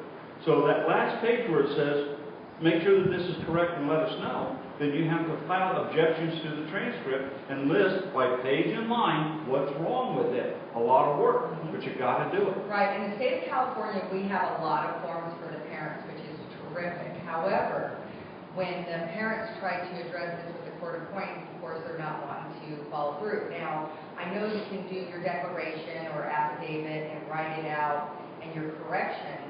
However, do you suggest that being done on the state of California declaration form? Because I noticed that the courts, like when I did mine for my family, and I got mine in, which they told me nobody's ever filed, which I know which was untruthful, but I managed to get it in, and I was a little cunning and sneaky about it, but I got it through. And they stamped it received. And even though I made enough copies for everybody, when we were in the courts, the judge said, even though they were returning my grandkids back very next hearing, says, do I have to read this? And everybody said no at one time. So my question on that is, how do we make sure that the judge is mandated to read it and that it's stamped, filed, and received? And that's why I was thinking that the 030 declaration, the California State Form, Correct. could, if they did those corrections on that form and got that stamped, because they have to stamp that, I would believe. I'm not an attorney, but I've been recommending that lately instead of just writing it out or typing it out and getting it notarized, that they literally do it on that form, hoping to get it stamped and received. Instead of just stamped, or filed, instead of just received. The answer is that, unfortunately, your attorney has to move it into evidence. He literally has to make a motion to remove it into evidence. The only reason it gets stamped received is there used to be a huge problem with the clerks of the court wouldn't accept the document. They'd say, I don't like it, don't do it. And the judicial council, which is what controls the court system, said, no, you got to receive everything. So the trick they played is the difference between received and filed. If you get a received stamp, then you say, okay, attorney, you need to make a motion to have this filed and get it into the record. And if he says no, now you've got a problem to raise with the judge. Right. So the received, when you appeal whatever the decision is, stuff that's received is not going to be part of the official appellate record. Only documents that are actually filed are going to be part of the official record, unless it's lodged and then different rules apply. Now, there is another sneaky way to do it. There's two sneaky ways to do it. Sneaky way number one is you can always file a bar complaint. A what? A bar complaint? And so, especially if you're trying to fire an attorney that won't do his job, file a bar complaint. Under the rules of professional conduct, the rules on attorneys are extremely strict on what they have to do. And so, if they're not doing it, welcome to bar complaint. Is there a time limit? I think it's like 2 years. Is it 2 years for malpractice? The statute of limitations for suing for malpractice is actually, I believe it's 1 year from the termination of the representation. Correct. Okay, you're right. Right. Okay, the other attorneys thing- are in the legislature; they have controls. The other two things you can do which are really sneaky, and boy, let me tell you though, when you step into this mess, it is a mess. You can file a 42 U.S.C. 1983 civil rights case in the federal court, but that is a problem like you can't believe. That's all we do. That is not welcome to reinventing the wheel. Okay, so another thing parents that are trying to file their own lawsuit. One more thing there. Let me get the whole story out. Let me ask a question.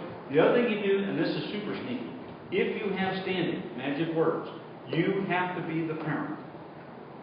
Okay? Not a friend. Grandparent is a maybe, because we're still arguing about grandparent standing. But if you are the parent or formal guardian, then you can file habeas corpus action in your own name.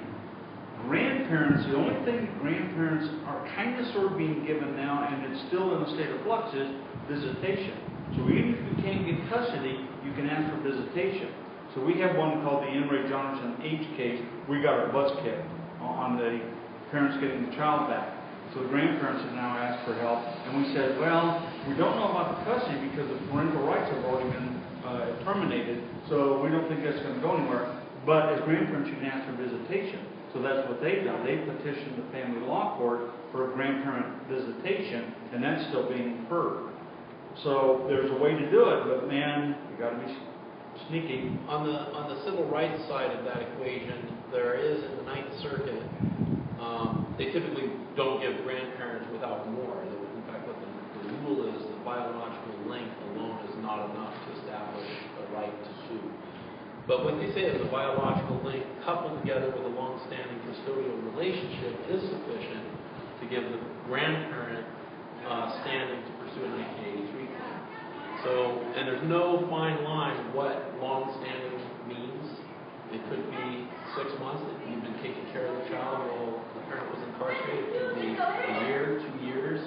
But it's pretty clear that it's somewhere in that window, 6 months to 2 years. So, for example, a grandparent has been the primary caregiver for a child for an appreciable length of time.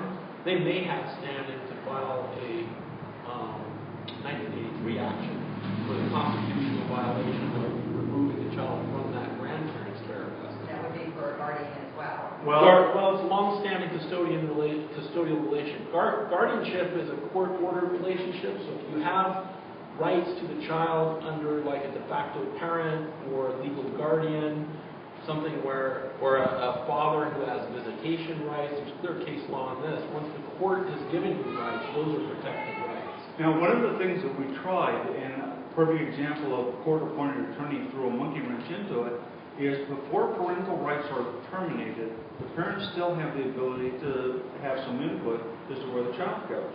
So what we did is we did a guardian petition for the parents to turn the child over to the grandparents. The parents' attorney, yeah, we did it before the rights were terminated. The parents, the parents' attorney, not the grandparent attorneys, the parent attorney wouldn't submit that. And when we tried to get it submitted, it was too late because they'd already terminated the rights and stuff. But very early on, can you extend guardian rights to a grandparent? Yes, if the rights have not been terminated. Okay, so but all of this takes really quick. So if a parent has, had issues with CPS, can they fill out something ahead of time that if anything was to happen, that the guardianship shall go to grandma? Yes. Or and then would that be in standing where they don't stonewall that?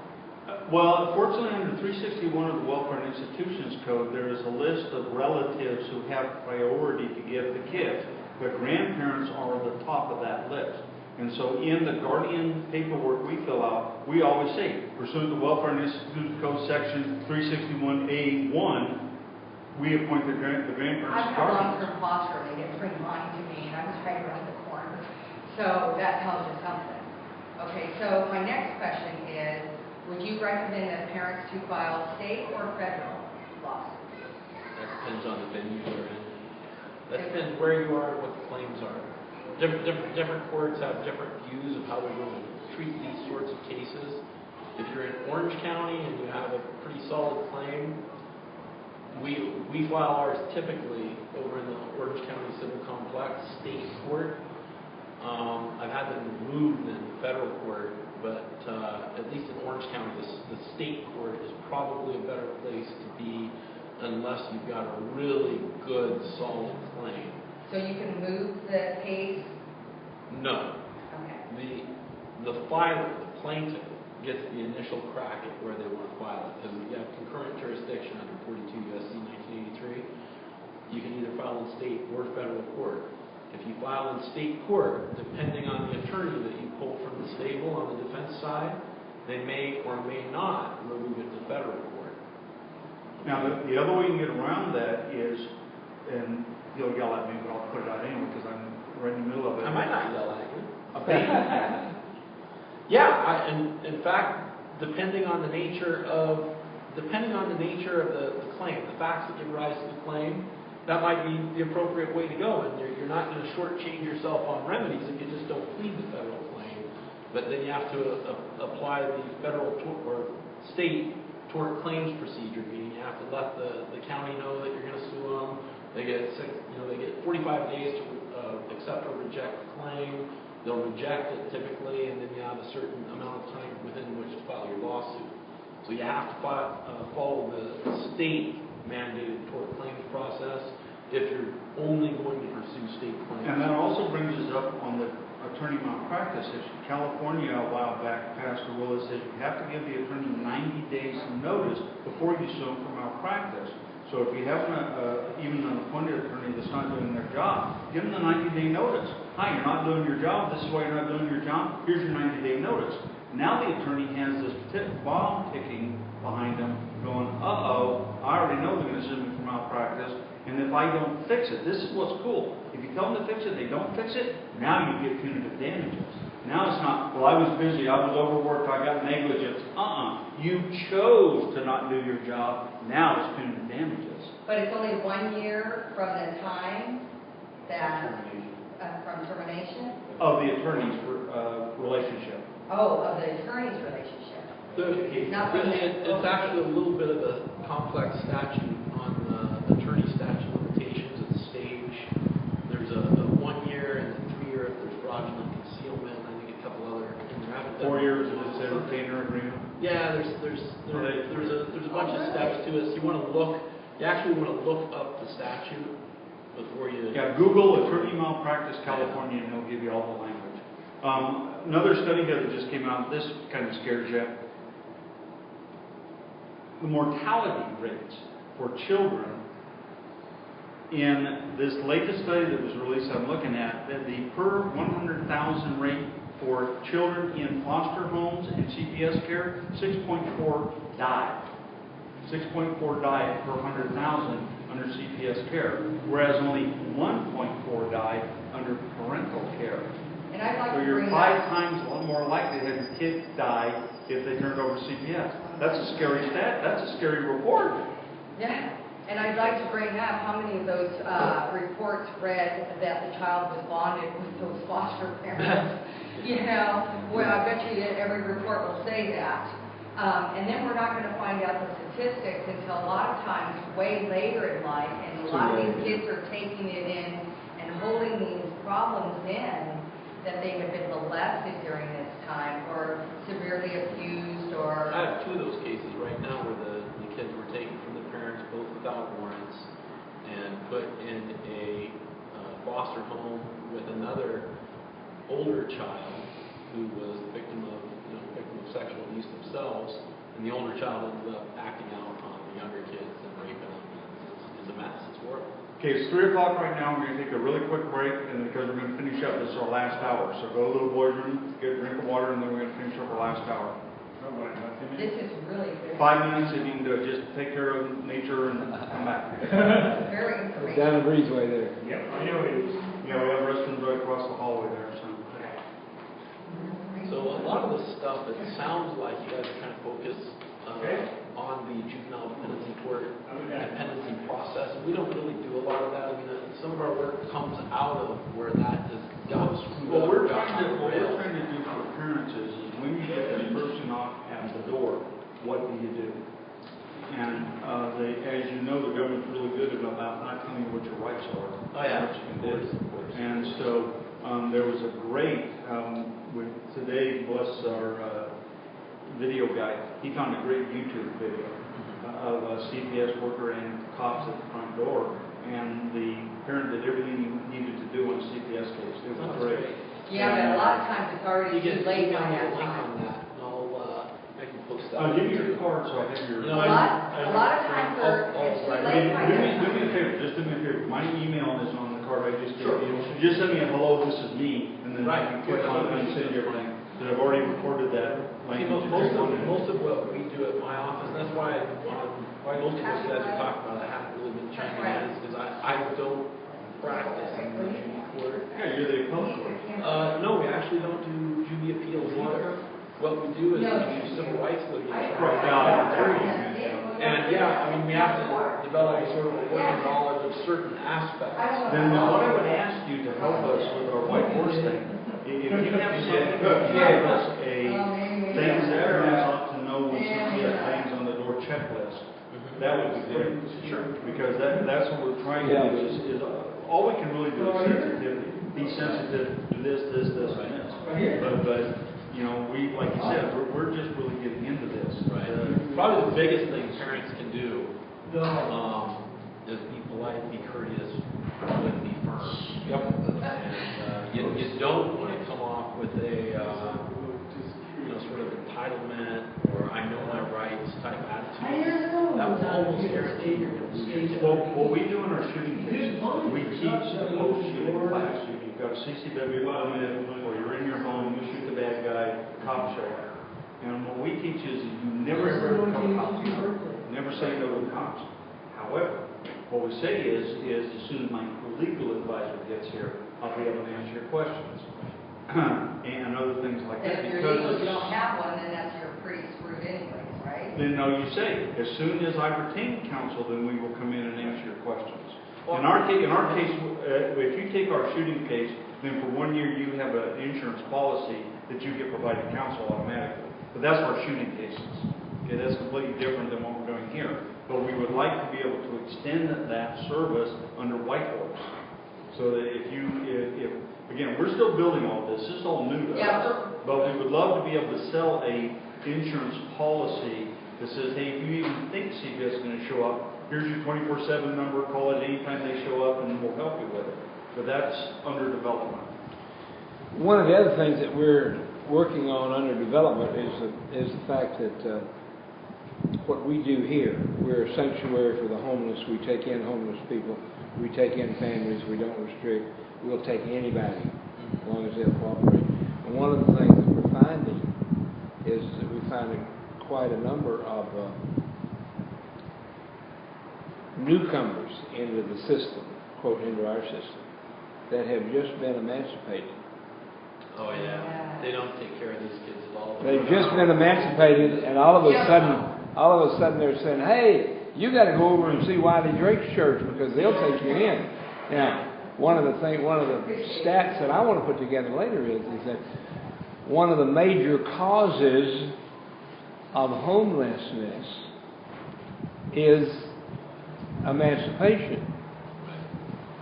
Well, what they do with these kids, they take when they age out, they're done. They're done. That's it. I'd be taking them to the Coast Guard recruiting station, getting them in the Coast Guard or something. And what happens? Yeah. What happens quite often though is because they have just been emancipated. Many of them have got records. They can't go. You know, I've recommended. We've had some here that I'd say, okay, look, you're 18 years old. You've been emancipated. Your family's denied you or gone or dead or whatever. Let me drive you by the recruiter office and get them recruited. But so many times they go, well, yeah, I tried, but I got this, you know. And that's the other thing we're involved in is expungement and all that kind of stuff.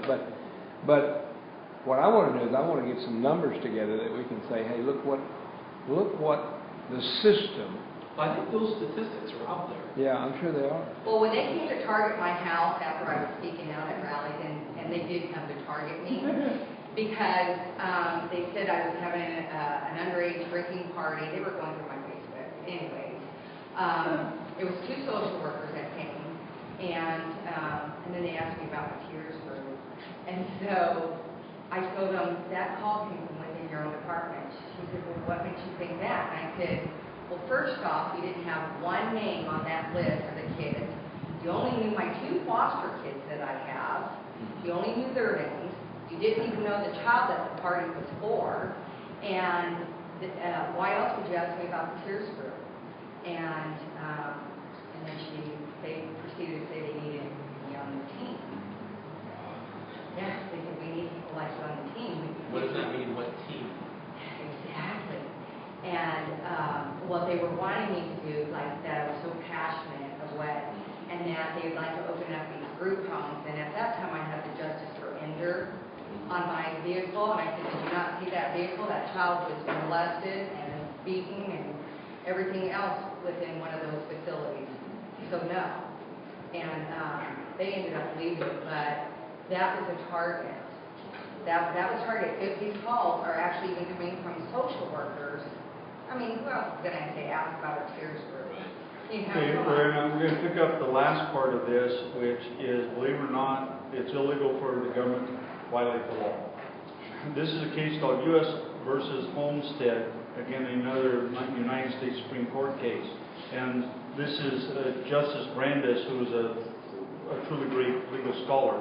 What he said in this case is, decency, security, and liberty alike demands that government officials shall be subject to the rules of conduct that are commands to the citizens. Boy, let me tell you, if Hillary Clinton didn't dodge that bullet recently, you understand where that's going. In a government of laws, existence of the government will be imperiled if it fails to observe the law scrupulously. Our government is a potent, omnipresent teacher, for good or ill. It teaches the whole people by example. Crime is contagious. If the government becomes a lawbreaker, it breeds contempt for the law. It invites every man to become a law unto himself, and it invites anarchy. Now, what I wanted to ask is, we know that he does work in 42 U.S.C. 1983. Explain to us what in the heck is a 42 U.S.C. 1983?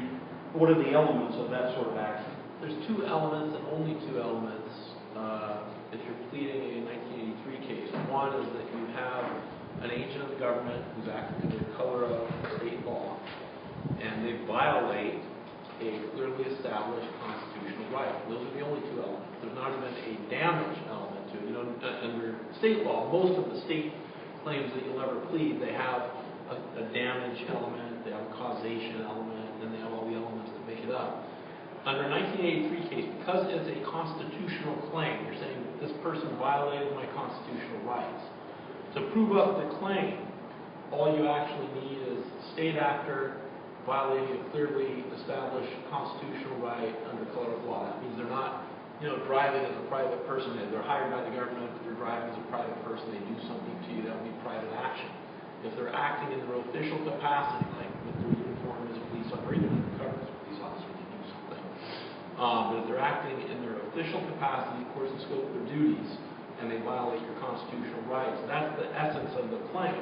Now, to get a damages recovery, you have to prove that that constitutional violation caused you an injury. If all you're able to prove is the constitutional violation, you're still entitled to what's called nominal damages. And it's depending on what circuit you're in. The Ninth Circuit sets nominal damages at $1. But the nominal damages can get you an injunction. It can get us paid, the attorney's fees. We don't get involved typically in cases where there was a technical violation, but the plaintiff didn't suffer any real palpable injury.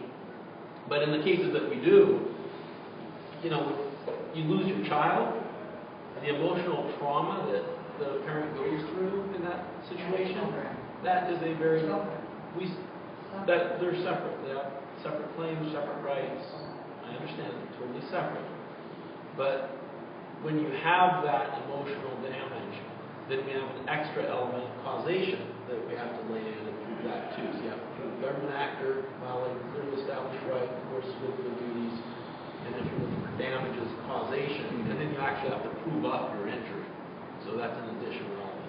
There is two statutes that are federal statutes that cover government agents violating the Constitution, and those are criminal statutes, in 18 U.S.C. 241 and 242. Correct. Do you incorporate any of that language into your 1983 cause of action? We use similar language, but you have to remember that we are not prosecutors as private citizens. We don't have the ability to prosecute somebody for a crime. If you want to do that, you got to go to the DA, and good luck convincing them to prosecute a police officer or a social worker for violating your civil rights. Technically, yeah, that's great. If they would do it, I'd be out of business, which would be a great thing, because I would like to be doing what I used to do before I got into this. This is heartbreaking work. I don't like it. Well, here's what I teach in our shooting classes, that it looks like it's going to expand to these classes. Again, I got work to do, but we have horrendous powers of citizen's arrest. In California, your power to arrest is exactly the same as a police officer, except for one extremely narrow exception. I haven't found anything that says that the citizen's arrest powers don't extend to federal statutes. I haven't found anything that says yet. Wouldn't that be interesting? What if they show up as our violating constitutional rights and place them under arrest? That's like, I've seen that. I think Wendy Green tried that and got her put in a mental institution, correct? Well, see, what you have to do is very carefully follow the rules. In California, there's very specific rules on how you do that. And yeah, if you run afoul of that, you're going to be in serious trouble. I'd be really, really, really careful about even suggesting that anybody do that. That just on its face, I'm envisioning how that would unfold. And I see the parent perhaps being beaten or killed by police that are called to the scene, or the parent exerting force to complete their arrest and killing the social worker.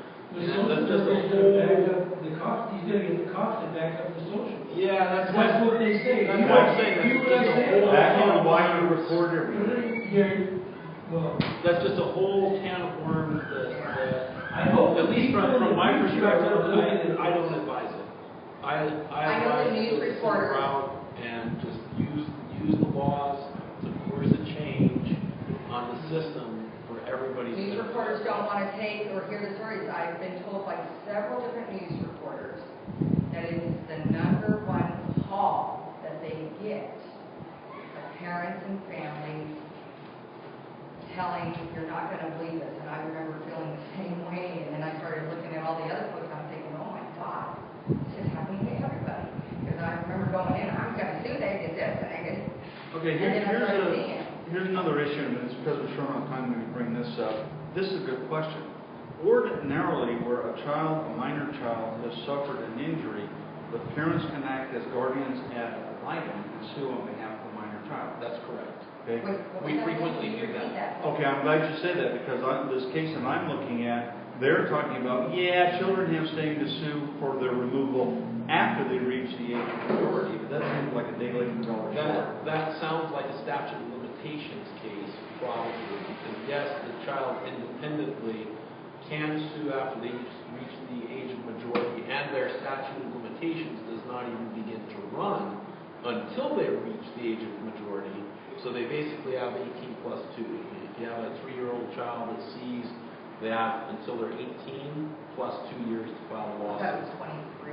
No, it depends on the sexual abuse claim is a different Okay. statute. We're just talking about seizure or Okay. 4th or 14th Amendment violation against the child. Okay. They have until they're 18 to file a suit, then their statute survives for 2 years.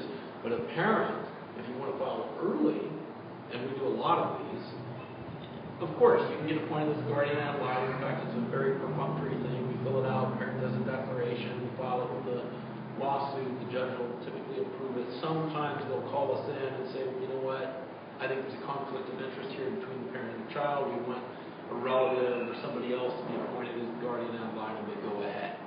And we do that. In fact, we have County of Riverside, right? Actually, we have 2 of them, one in the County of Orange, too. We filed class action lawsuits in Riverside County and Orange County for warrantless seizures of children. And this is the cool thing about the statute of limitations. It's essentially 20 years if we have a baby. Right. Riverside, we have a baby. Oh, excellent. So we're reaching back 20 years, and it turns out it's about 49,000 kids. That hasn't been certified yet. Our class certification motion is coming up. And Do you do any of those under Private Attorney General Act cause of action? No, and the reason is because from a private attorney's perspective, the only thing that CCP 1021.5 gets you is attorney's fees. But we get attorney's fees under 42 U.S.C. 1988, so... And the only reason I bring it up, this is attorneys talking, so it's 22 minutes. The only reason I bring it up is recent case laws now said that in a private attorney general act case, you don't need class certification. Because you're acting as the prosecutor, no class certification required. Well, right. The problem with that is, remember, we were about to get into it, but we didn't really touch on it very closely. All these juvenile courts, they're kept highly confidential.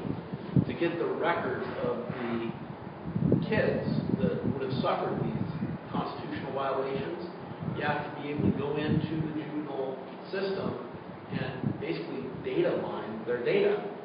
And you're never going to get that without court orders. And the class vehicle... Yeah, the reason I say this is I've done that before, where I was suing the government for not paying their employees, and they were trying to raise the employees' confidentiality, but because we brought it as Private Attorney General Act, we were able to get the court order to say, yeah, we'll protect the identity, but here's the information. Yeah, the difference on that, you see this sort of dichotomy when we're looking at like employment class actions or borrower class actions. There's confidentiality interest there.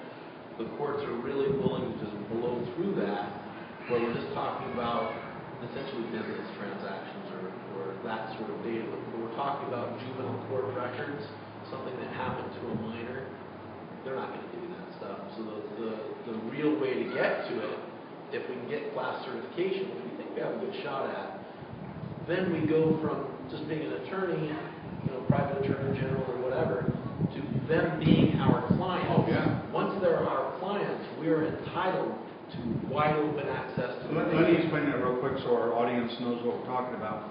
In California, you have 2 different ways to represent a whole bunch of people at once. One is a class action. Class action, though, is really difficult to get class certification. One of the things that I put on my resume, which you're going to get a copy of my CD here shortly, is that I have been certified as class counsel 20 times. What that does is it allows the judge to decide, is this person competent to represent 1,000 people at a time? And of course, defense counsel argues tooth and nail, not, he doesn't have the money, he doesn't have personnel, he doesn't have experience, blah, blah, blah, blah, blah. Good news is, once you get certified once, then all the other certifications are a lot easier. On my area of expertise, wage cases, sued companies for not paying their employees. Great class action cases, but you still got to get that certification. And you're kind of on hold until that happens.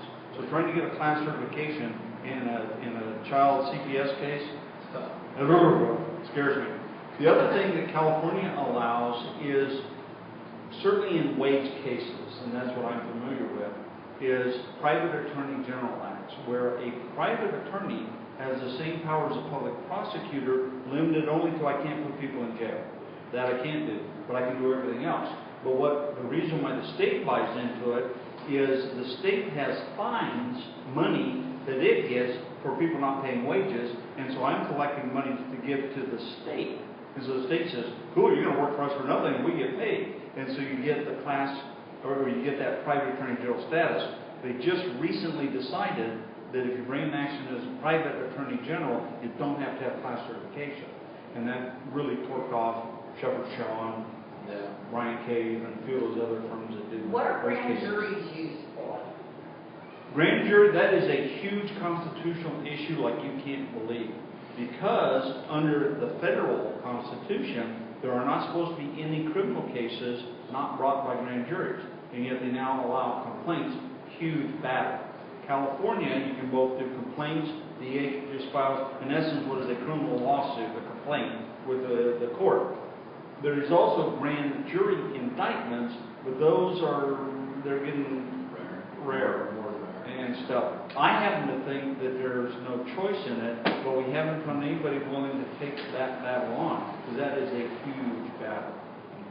Okay, so if a parent, for instance, they're supposed to be investigated in internal affairs, one of the situations, and they're having one of the officers, the sergeant that was involved in it, we have phone records to that was involved in this whole thing. They're going to let him decide what his case is.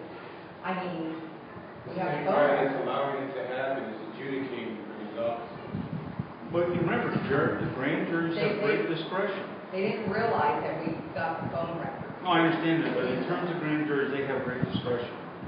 They're supposed to be the protection between the government and citizens, but that's another issue. So you can't do it. Well, the big problem, I keep hearing this over and over again. I don't want to be too critical, but if you were convicted and you appealed it and it was affirmed, or if you didn't appeal it, you just let it stand, then your argument on that is really pretty much done. Even if you can prove perjury. The time to do that was during the trial or your post-trial motions or on a writ. If it didn't happen, at some point in time, all of that becomes fixed and permanent. And the only thing they have going for you now is California has now gotten very liberal, unintended, on expungements. So if you keep your nose clean for a certain period of time, then you can ask to have that record thrown out. It's a misdemeanor. Yes, also the U.S. Yeah, but it's a misdemeanor involving lying and resisting cops. It will come back and haunt you. Yeah. And No, you can still- we get that. We get you that. can But still there's a get bigger it picture expunged. here. Yeah, it's a bigger picture. That sort of raises an issue, and it's an issue that we face in our casework all the time. And what it is, it relates to the stigmatization that attaches when you label somebody as, a criminal or a child abuser. And, if they really are, I mean, that's one thing. But if you're going to be taking kids into a system, ostensibly to help the children, but we all know there's a lot of money involved in doing that. If you're going to be doing that, and then you're going to be labeling people with these labels that stick with them for their entire life. If you get labeled as a child abuser, the the agency reports you to the California Justice Department. They maintain a child abuse central index. You're labeled for 100 years, as the statute that just amended it, as a child abuser. And it's very difficult to get that label off your back. What that means to you, if you want to be a Boy Scout troop leader or help out at school, anywhere where you have to get body scanned, you're gonna flag as a child abuser, and you are out. Even if you ended up getting your child back and you were exonerated perhaps by the court, you're still going to be there. You are going to be cut out of a huge portion of your child's life. And there's a case on this. And part of our expungement services does that. In your case, what your problem is going to be is every time you get in a traffic stop and they run your driver's license, you'll hear them say, "We have 2829 on this license." It's going to come up that you delayed, obstructed, resisted a police officer. That's not going to go good for you in that traffic stop. Why can't internal affairs just pull to show that they were behind bars, that they weren't at their house at 11:30? There's cameras, right, behind the jail cell? Where they were? And the answer is that's discretion to them. You have to take the lead. That's the problem. That's the discretion of life. The officer has discretion to produce those records and do anything with it until you force it. And how would we force it? 42 U.S.C. 1983 would do good if he hadn't been convicted of a prior crime. Sir, the USC 1983 against perjury, removal order, or just complete perjury of social workers in the beginning. The removal order and fabrication of representation. Okay, there's two stages where we call that judicial deception. There's two stages that we litigate where that comes into play. The first stage is where they obtain the warrant. When the officer or the social worker, whoever it is, puts together their affidavit to support the warrant, to convince the judge to issue this warrant, they have to tell the truth and certify the assignment of the penalty of perjury. They have to not just tell the truth, though. They have to tell the whole truth and nothing but the truth. And what that means is that if there's evidence that is exculpatory in nature, that means that would show that maybe you didn't do what people are saying you did, or maybe that the witness who's testifying against you, maybe they're like a jailhouse snitch or something, they maybe can't be trusted. The person swearing to that affidavit has to put all that information into the affidavit so that the judge who's reviewing it gets the whole picture. They can't spin the facts, they can't exaggerate, they can't leave important things out. They have to tell the whole truth. Now, if they don't do that, and they submit that affidavit, the judge signs the warrant, right there at that point, you have a 14th Amendment violation. And if you yourself were seized because of it, you also have a 4th Amendment violation, where this usually comes into play with social services.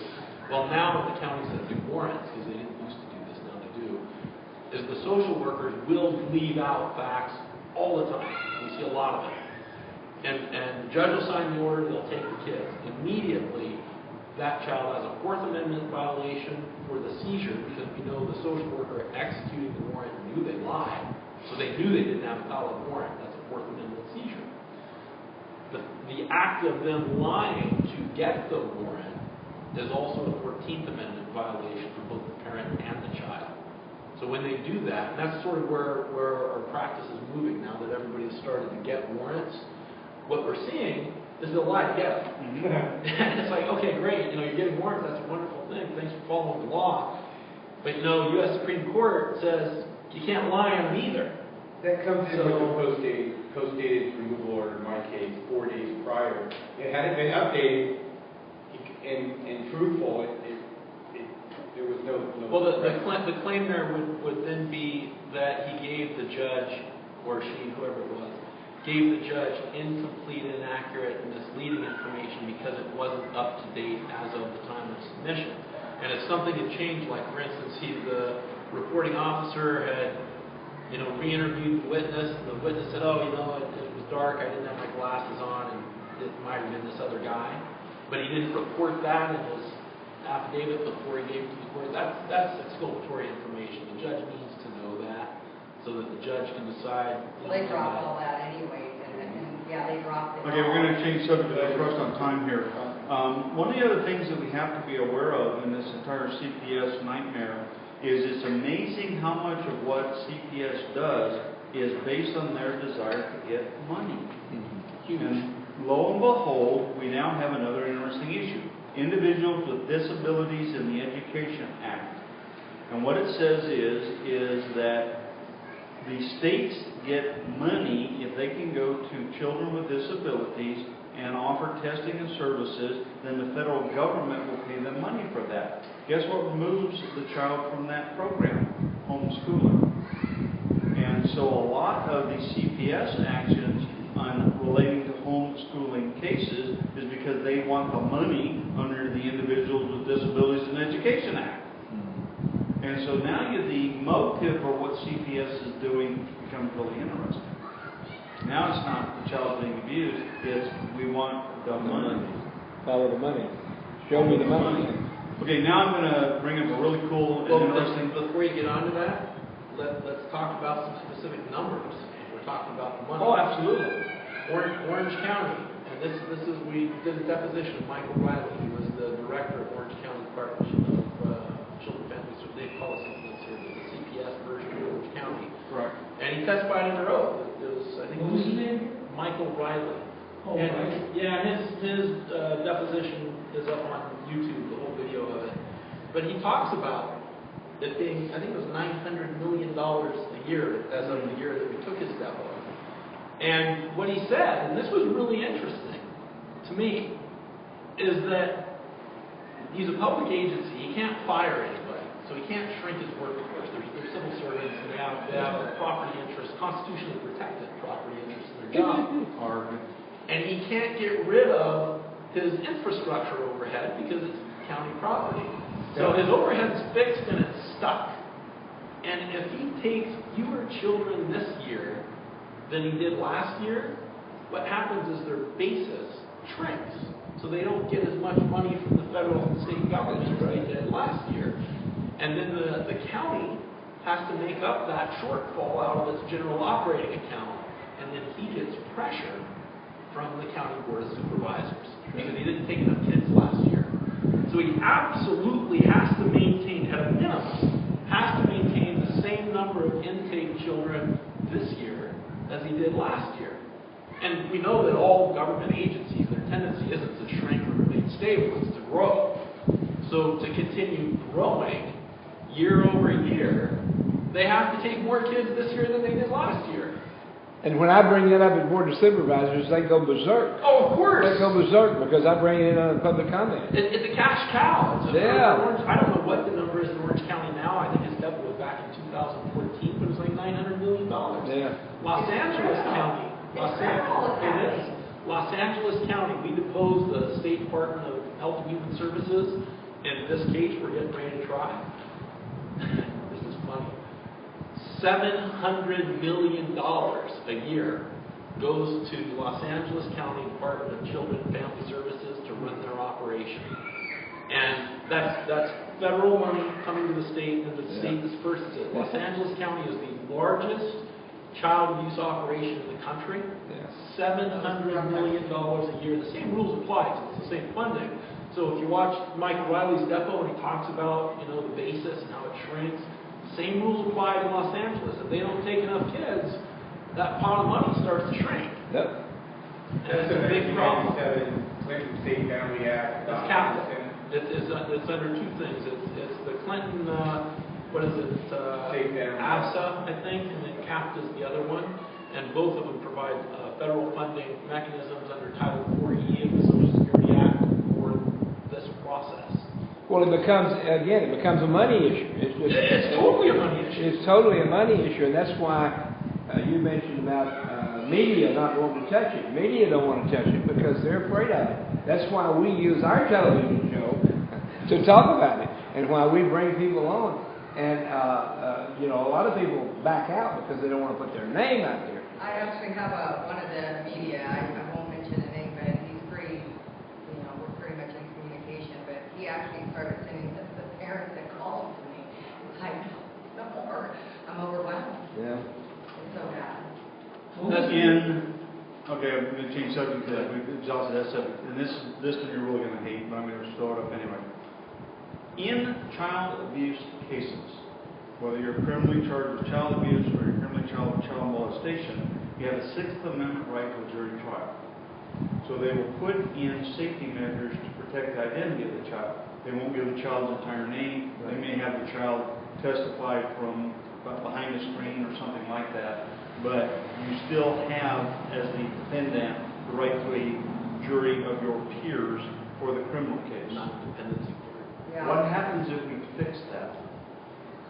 The only way I can see you fixing that is with legislation. Or a constitutional provision? Well, Okay, let's change that. this is the problem. If you look at the structure of a dependency case, they're intentionally structured to not be, well, at least I guess I should say, ostensibly they're set up to not be punitive against the parent. They're not about charging the parent or holding the parent accountable.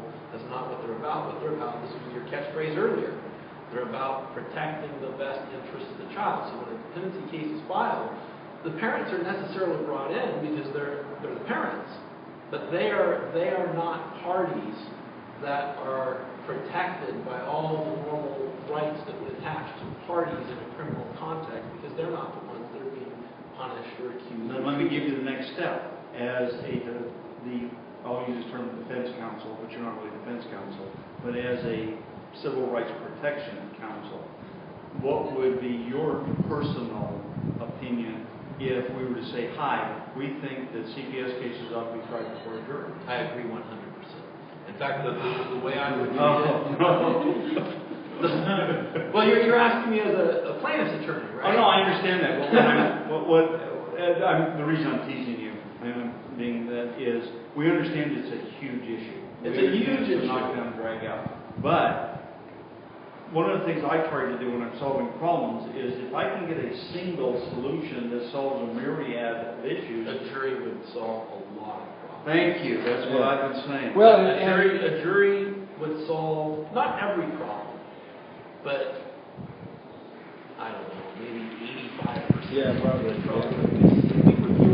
We don't do juvenile dependency work, but we review a lot of cases to decide whether or not we're going to get involved on the civil rights side. And I can tell you right now that if we employed the process that we employ in, criminal trials, if we just said, okay, look, we're not going to get involved as a government in the way you parent your child unless it rises to the level of a crime. And then you're going to get an arraignment, you're going to get a jury trial, and then maybe the judge, like in sentencing, decides what to do in the best interest of the child or all that, where the child is maybe sequestered away while the whole thing gets resolved. I'm not sure how we treat that. But when we're going to go to a parent and say, look, your right to parent, it's a fundamental right protected under the United States Constitution, and it is equal with every other right you have. But we're not going to give you a jury. We're not going to give you necessarily super competent counsel. We're going to overwork them and overburden them. We're not going to give you a clear and convincing standard on a burden of proof. We're not going to give you what we would normally give a murderer or a rapist or an arsonist in terms of protecting their liberty interests. We're just going to say, a few extra classes, parenting classes, a few extra drug programs. I'm willing to make you go through that, even though you might be innocent, if it saves just one child from being harmed. And on the surface, as a parent, I can see that. I'll take a couple classes if it means it's going to save my kids. But when you hold that up against the whole foundation of our system of government, that we're all to be presumed to be innocent, and that we get the rights of an innocent person to protect our liberty, then it doesn't work. It doesn't mesh. And that's the system that we have right now. It really does not mesh with who we are as a people. It's just the reverse. And You're guilty unless you can prove you're innocent. Well, they don't say that. I know they don't say that. That's the way they treat you. But the number one thing is they're supposed to be protecting the children, but they're doing more damage and more harm psychologically to these children, emotionally, traumatizing these Actually, they do children. permanent brain injury. There's another definition. Oh, absolutely. Blake's here, my granddaughter. Hold on. There's another definition we posted on YouTube. It's Dr. Charles Sophie. He's the medical director director of Los Angeles County Department of Children and Family Services. I asked him that question. In fact, he gave a lecture. This is how I found out about it. He gave a lecture to their social workers. Ooh, cool. And he says in his lecture, I found that on YouTube, and I examined him about it.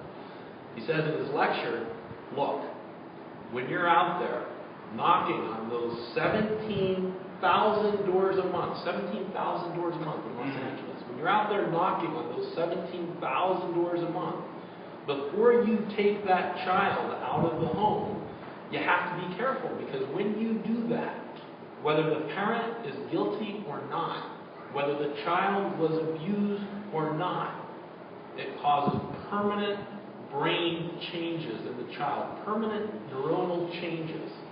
So whether you're right or not, whether you're, the child's been beaten or whatever or not, when you take them out of their natural environment, you damage them. Yeah, and we've all seen the situations where a mother or a father, a parent, was an abusive parent, slapping the kid, cussing the kid, kicking the kid, and yet the kid's taken away for a short period of time, and then you put them back together for a visit, and the kid runs to mom and dad. So happy. And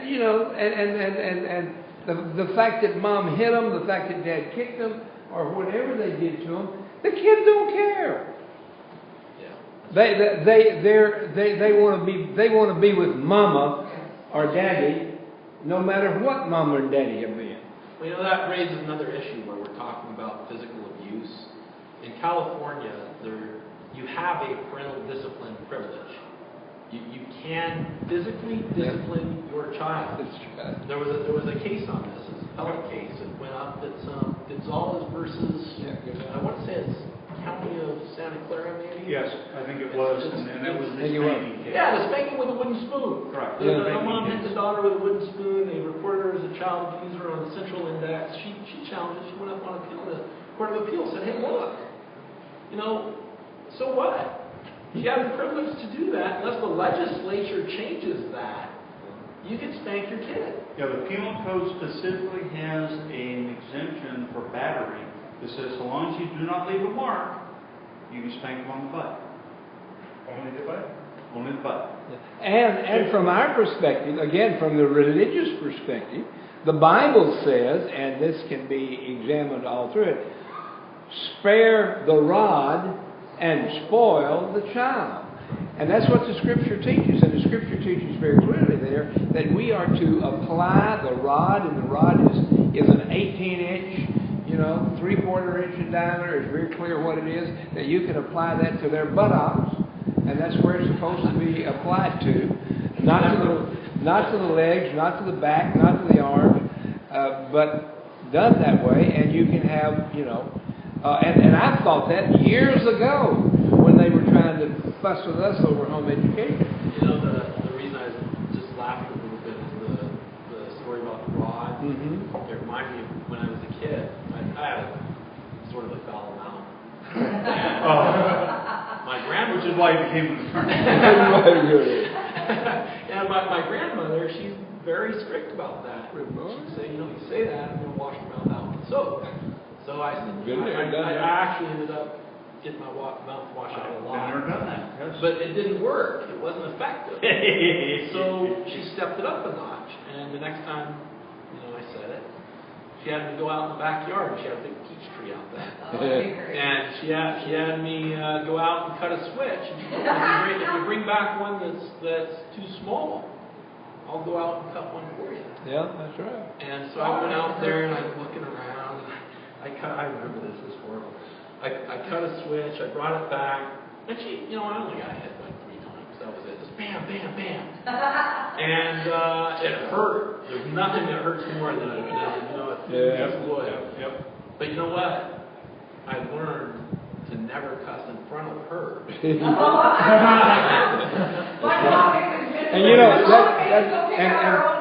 And my story of that is simply this. We had a peach tree right outside the back door, and people were always asking my mother, Mrs. Drake, why don't you have any peaches on that tree? She said, talk to Wiley. Talk to Wiley, tell you why. In my household, we literally had a paddle that hung on a hook in the kitchen. When Dad says, go get the paddle, it was more terrifying knowing you get the paddle than actually getting spanked. Well, yeah. I can go pick out my own belt, okay? That's the thing, is as long as you knew that you'd get in trouble in it, there would be pain associated with it, you stay out of trouble. Yeah. And that's why that's one of the problems with the system that we have right now, is that these kids, they're not disciplined, and if you do discipline them, CPS is all over you. I've got cases where I mean, it was, somebody got belted their kid. I was raised on the end of a leather strap. I'm saying, oh my God. Here's another question again, time-wise, and this is an issue that's really cool. You've talked about 42 U.S.C. 1983. Explain to our listeners, when can a private citizen be found liable under 1983? That's a very technical question. A private citizen. What, do you think I'd ask you that question? That gets into a whole, we have a Ninth Circuit appeal going on. It's very technical. It's a difficult question to answer, but we can answer it in general terms. Any time where a private party is engaged together with government in what would normally be a government function, then we're going to treat them as a government actor for purposes of Section 1983. Now, there's a whole bunch of technical difficulty with that, but that's the basic idea. Well, and here's the issue I can see, and this is, having been there, done that, I've got the responsibility. Doesn't the government, in order to be able to trigger the coverage of the private citizen, doesn't the government have to know the private citizen is lying or doing something illegal before the 1983 liability attaches? Well, no. That's where there's a lot of contention. See, and where we see this in our practice most is where we have these private hospitals that are under contract with the counties, private doctors, not county doctors, but we're a county facility to do the easier analysis. But it's a private hospital, private doctor, they're under contract with the county, and they're a so-called child abuse specialist. So what will happen is the social workers will say, okay, let's go to our contract doctor and see if this child's been abused. Now the contract doctor, they haven't seen a kid they don't think is abused. So of course, just about every time, they'll say, oh yeah, there's abuse, here's my report, go run with it, tell the judge. So that's the issue with a private doctor. The county doesn't necessarily know what their bias or prejudice or lying or whatever is, but there is this symbiosis between the two. Yeah, that case you're talking about, I'm looking at here, it's interesting. You want to talk about curse. Mandated reporters are now deemed state actors for 1983 cause of action under a U.S. Supreme Court decision and a Second Circuit decision. I would like to side on that because we get mandated reporter issues all the time. I like that. What, you think I could look boring stuff? That's too. Okay. I will do that. We had a case up in Kern County. It was a couple of years ago where we sued the mandated reporters, and we got over the mandated reporter immunity because we only sued them in federal court, not state claims. And the California's mandated reporter immunity statute, you can't take state law immunities and apply them to a federal claim. It's preemption.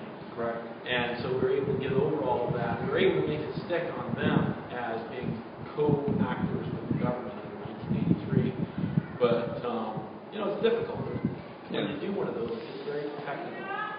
All right, Mr. Stevens, I'm going to give you closing remarks and then let him close us out. So, Okay, you have one more question, but we're pressed on time. Thank you. Make it quick. I'm a sheriff.